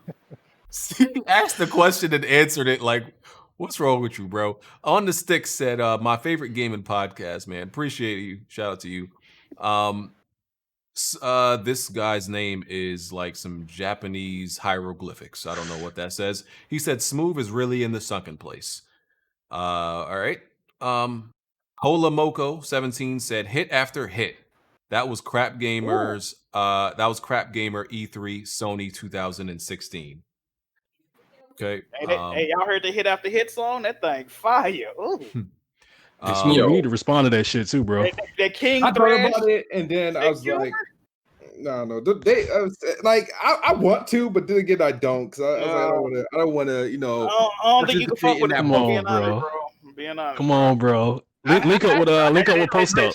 I had some money and I didn't put it out. So, come on, man. Hustleman 1981 said, Smoove, BG, Black Bond, Jack Move, and then Jimmy. What do all the worthwhile WWP members have in common? They all go by nicknames. Jimmy doesn't. I see why. Y'all gotta stop this, man. What the hell did that even mean? Come on, bro. Hustleman 1981. He's spending money. Look, he's spending more money. Hustleman 1981. I don't hate Jimmy. He probably a good dude, just boring. Hey, Jimmy, there ain't nothing wrong with that. They say I'm boring all the time. I embrace it. Man, listen, I never pay these dudes no mind. This shit is crazy. Papa John said, Beyond Good and Evil 2, Beyond Good and Evil 2, Skullbones, Rainbow Six Quarantine in development, Hell. You say Quarantine? No, that's actually the name of the game. I think they named it that before Quarantine came, though. Yeah, that's funny actually. Hell releasing in they're releasing in 2026. These games may be canceled on the low with Ubisoft. Yeah. I heard nothing about them. Mr. Miracle said, I heard stores are going to be using the Xbox Series X and S boxes to keep the doors propped open for people leaving the store. Yo, that's disrespectful. Yeah. For people leaving the store with their PS5. Hey, you. Oh, man. People don't get harassed at Best Buy for buying a PS5. Oh, no. Oh, boy. Or midnight GameStop release everything. Tarek Ahmed said, you have a 45 chromosomer on the podcast. Oh, man. Who's he referring to? I'm not even sure. And who missing chromosomes in here? Dark Coco said, Emmanuel sniffed too much of the Xbox One X thermal paste. Oh, man. Blessed 011 said, well, with that logic, Xbox should delay Series X and S for next year for Halo Infinite. It makes sense, right? They'll get destroyed. No way. Yeah. I mean, even Smoove said they're going to get destroyed this holiday. Yeah. Unless they have more consoles. Unless they have more consoles, it's the only way they don't get beat. Yeah. I mean, you might go into next year and they might just have 10 million consoles out there, and you don't know how many Sony really has. We've heard like 5 different rumors. I'm really not reading into it. Yep. All right. Pillsbury 27. I've been saying this for a couple of months that these consoles should be delayed. I agree with Jimmy B. Shout out to everybody on the podcast. Well, what happens if Wednesday comes around and Sony just says bang, bang, bang? They said they're not going to do that, though. They said they're going to give people time. They did say that. They said they're not going to get you over the hell with it. This thing is coming out in 5-6 weeks. They said they're going to give people time. They said they're going to give people like that field goal. Yeah. You got to think. People time a couple days. So they don't want scalpers to catch it. They don't want scalpers to kill it. On the 16th, they're going to announce pre-orders will be ready by the 22nd. Same day as Xbox. Okay. I'm thinking that too. I'm thinking what Smooth said. Frank Urban said, pretty dope to see CrapGamer on WWP. All right. Shout out to you for the super chat. 4 Horsemen of the Apocalypse said, first Showstopper and Mooch, and now CrapGamer. We need Mr. 12 KPC up in here. See, I told y'all. I don't know about that. Emmanuel A1, who's in here, said, Jimmy bringing the heat. That's why he's WWP MVP. I'm honored to be on here. Hit that like button. See, at least somebody supporting Jimmy. Thank you, man. Jesus. Once every full moon. Tony Esquire said, yo, BG, what's up with sensitive WWP moderators game tonight? Jimmy talking crazy to chat, but responses getting me blocked. I donate good money to WWP. Yeah, I told him to chill on the timeout. No one got blocked. Cut it out. No, listen, if you in the chat talking reckless and Jimmy want to the other moderators were timing people. Listen, unless y'all say something unless they say something personal, you don't got to time them out for that. Like only if it's like something crazy. If they say something stupid, then listen. Yeah. We hey, listen. Yeah. Sometimes shit gotta happen. Yeah. Tarek Ahmed said, yeah, he's reciting a dissertation. This man, Tokyo TZTV said, this man crap making videos while on the podcast. This man, he said this man lips moving at speeds I'd never seen before. Outlaw 2120 said, it's true. I seen the light too. Apparently used to be an Xbox guy. There you go. Lionel Bogan said PS5 allegedly in limited supply at launch. So Xbox will win NPD's November. Okay. Ali, he said, I doubt it. Oh, okay. Ali Capo said, Bond and Smooth bring entertainment. Jimmy just makes it weird. Oh my god, yo. Yo, did Jimmy like drop somebody off at the wrong stop in the Uber? What the fuck? Jimmy, you smashed somebody mother like the way they I had to, dog. I had to. You slept with somebody's mother, bro? Yeah, it had to be that because these dudes be on my meat. Why you think I don't be uploading like that? Because all I just bing, bing, bing, Jimmy. I'm like, yo, Lee, get off the meat, bro. Jimmy. Yo, I never see my name so much. God damn. I'm telling this dude now in the chat. All he do is type my name in the chat. They love you, dog. All right. Emmanuel A1 also said Emmanuel A1 on Planet Xbox. Instead of Bond. Instead of punk ass Bond. Okay. How you insulting Bond in the chat while you in here with him? Reread that comment. He said Emmanuel A1 on Planet Xbox instead of punk ass Bond. Long Dong Silver said yo, wow. Hashtag blame Rand. Yes. Usually stuff go wild when Rand in here, even though he ain't in here right now. Jesus Vera said BG let them fight. War Machine Guy said hit the like button. The Raven Flow said no, he was screaming Jerry. That was when Kidsmoove and Bond was fighting.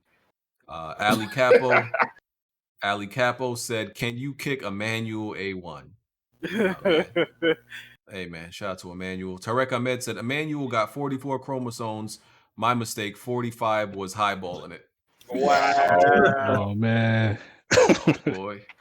The superior artist said, the question is for console gamers and the panel. If you had to choose between free online and backwards compatibility for next gen, what would it be? Backwards compatibility. Free online. Oh, good thing I game on PC. Yeah. I'm choosing free online.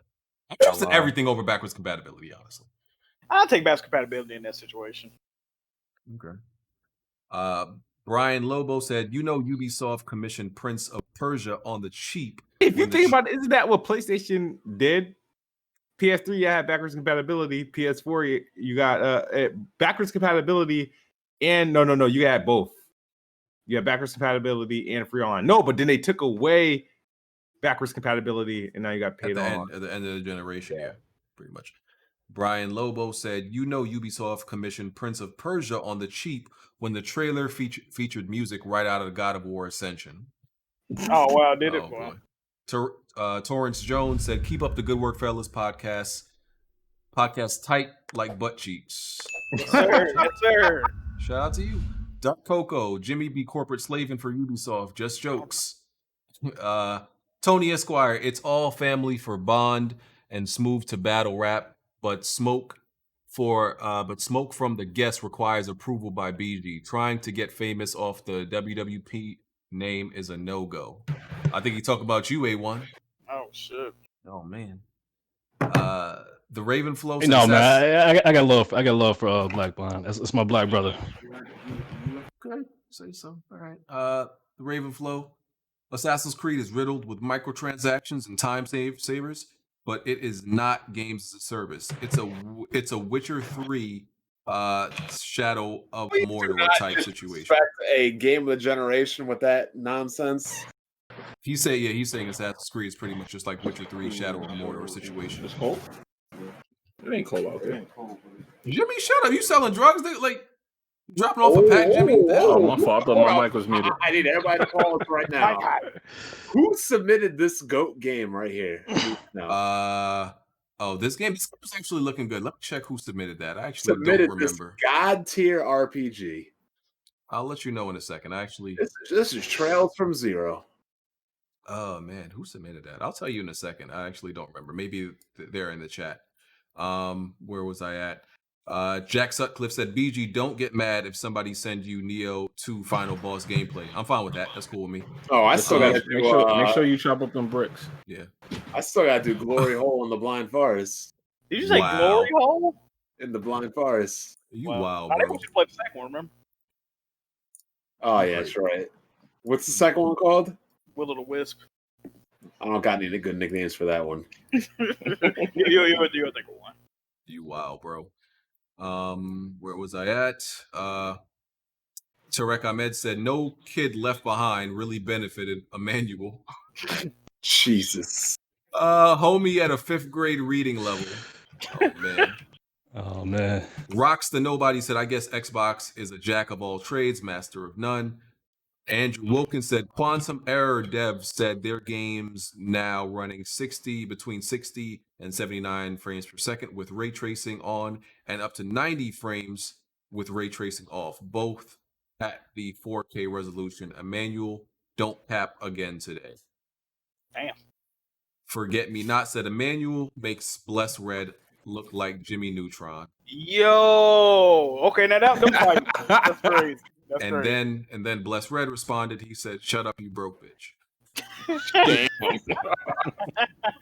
Forget Me Not said, "Can't listen to a guy who swallows Crayolas as his favorite pastime." Yeah. How you roasting each other through super chats? You know what? Continue. Don't complain. Yeah, y'all go ahead. We got more. Mr. Heisenberg says Sony doesn't cap with their graphics. People thought that The Last of Us 2 was PlayStation 5 footage before it came out. That was true. Yeah, people did think that game ain't got no high graphics. Cut it out. Oh man. Okay, Jimmy.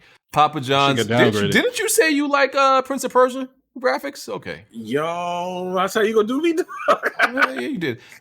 Bless Red said, can't listen to a fella that lives in Canada. F out of here with that funny money, goofy fella. They really beefing. I agree with that. They really beefing through super chats. Wow. Tony Esquire, they really beefing through super chats. Tony Esquire said, when the government releases COVID-19 vaccine, make sure Emmanuel is at the front of the line. I read about Xbox, but this guy is the real deal. Jazzy Jefferson said, thoughts on the new Hyrule game? It's a prequel to Breath of the Wild. It's trash. It's a button masher Warriors game. Come on. Yeah, that's exactly what it looked like. You heard, if you listen in Blanjou, you heard what I said. It's an unga bunga trash game. Nobody cares. Andrew Wilkins said, "Ain't this crispy who lied?" The hell was that? You fart into the mic? Oh, that's your wrist. Yo, what? Did you just ass into the mic? Yo. I know what he read. He read that super chat. I just read it too. Yo, why are y'all roasting each other through super chats, bro? Andrew Wilkins said, "Ain't this crispy who lied and said his PS4 outputted too much power and tripped his circuit? Then he took it to GameStop and tripped their circuit. Xbox fans are all liars. Boom Fraud said his PS4 melted the power cord." Hey, I don't even know what you're talking about. I don't know. I mean, Andrew, I never said I own a PlayStation 4, so I don't. Yeah. Andrew Wilkins always pulling up on somebody. I don't know where he gets his information from, though. But I don't know. That's the homie. Maybe he got you confused with somebody else. Jay Harvey said, I don't understand how Young Yeah makes videos about everything anti-consumer, but skip that microtransactions debacle with Cyberpunk. Very convenient. Hey, man, you know what's up. It's only cool to hold.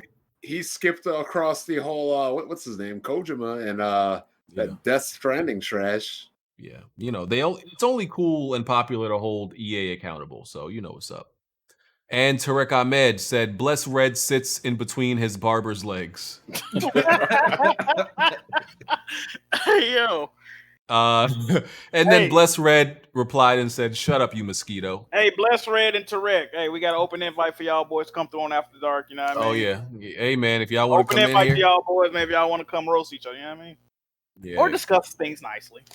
As gentlemen. So, yeah, that's all the super chats. Let's do these outros. Crispy? Oh, thanks for having. Whoa! All right, yeah. Thanks for having me. At Crispy Bomb on Twitter. Find me Crispy Bomb 28 Xbox Live. You can find me on Retro Renegades Tuesday night 7 p.m.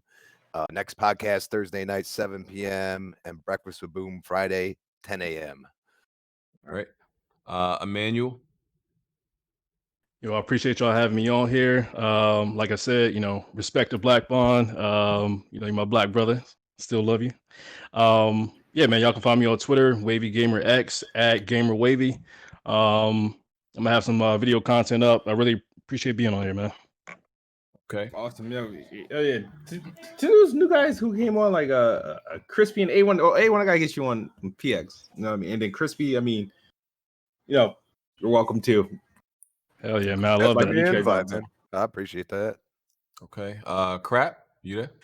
Yeah, I appreciate being on the show. It was a blast. Actually, I had a good time discussing games with the gentlemen. Good stuff. I did leave a article in the Discord where Ubisoft officially confirmed that they are employing games as a service model for Assassin's Creed Odyssey, just because I wanted to prove my point one last time that I was right. There you go. That happens a lot. Don't feel bad about it. But check this out, man. You guys want to check it out? CrapGamer reviews. I drop daily content, even while I'm on this show. I'm dropping content. It's magic, right? I'm magical. I'm a magical dude. Do a lot of fun stuff, unscripted stuff. Make sure you guys check it out. I do M&C mornings every Sunday around 11:30 a.m. Eastern. Pretty good show. I do Crossfire on Mooch's channel. That's always a good show as well. I really appreciate everyone kind of, being cool, man. I appreciate it. It was a good time. I had a good time on the show. I appreciate it. Hopefully you guys have me back someday. Nice meeting all of you guys. I haven't really met most of you before, so it was really cool. So I appreciate it. Hopefully you guys all have a good night. Hold up, Jimmy. We need you to respond to this. Assassin's Creed Odyssey will employ games as a service model. I mean, technically speaking, if you could buy stuff on the game, do you need to? No. You said that it wasn't games as a service. It's not games as a service. Now your overlords have now stated that they are employing a games as a service model. I need bro.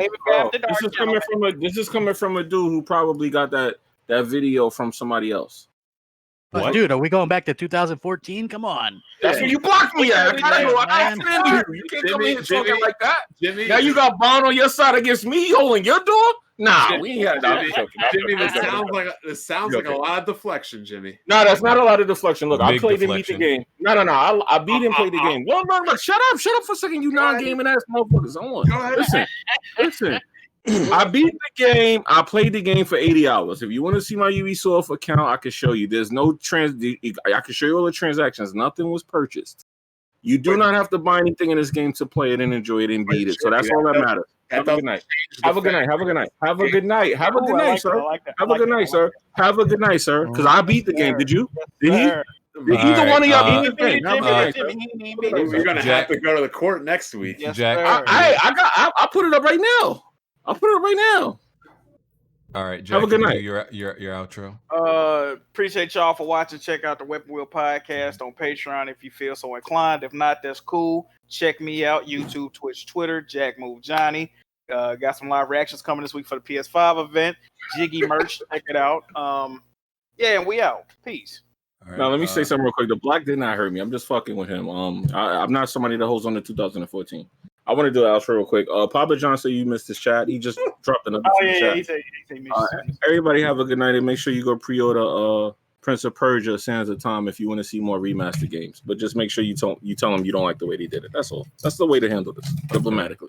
Anyway, have a good night. So give them money and tell them you don't like what they're doing. No, I said tell them how to do it right next time. That's the Nintendo route. Hey, right? And they ain't even asking for 60. They only want $39.99 on each platform. Bruh. Papa John's had said in response to Forget Me Not, I think they were talking about Bless Red, right? He said, you speak in facts. That's why Bless Red brushes teeth with Elmer's glue and nail polish. Damn. Wow. And everybody keep in mind, you can play you play subscription and play the game with that. If you have the subscription, you don't have to buy it. Okay. Who else got to do their outro? Bond? I do. Appreciate everybody coming out. It's a good podcast. Fortunately, the freaking Eagles lost, but that's really all I got to say. I can't even tell everybody. To a football team with no name. Yep. Well, it's okay. You got Brady. You got Brady out of there before you needed to. Max Kellerman's gonna come out with a clip argument tomorrow. You watch. All right. Is that everybody? Me? Okay, go ahead, Smooth. Thank you. All right. Thank you guys for watching. Shout out to CrapGamer for joining A1 and Crispy. You guys made it help make it an awesome show. Guys, make sure you tune into After Dark so that Bond can give me a proper apology. Otherwise, I will see you guys later this week. Thank you guys for watching. All right. Well, we appreciate y'all. Shout out to everybody in the chat, and we'll catch y'all next week where we'll be talking about what they showed at the PlayStation 5 event on Wednesday. All right. Hit the like button, and After Dark be recorded and will be up tomorrow. We out. Peace. Oh, you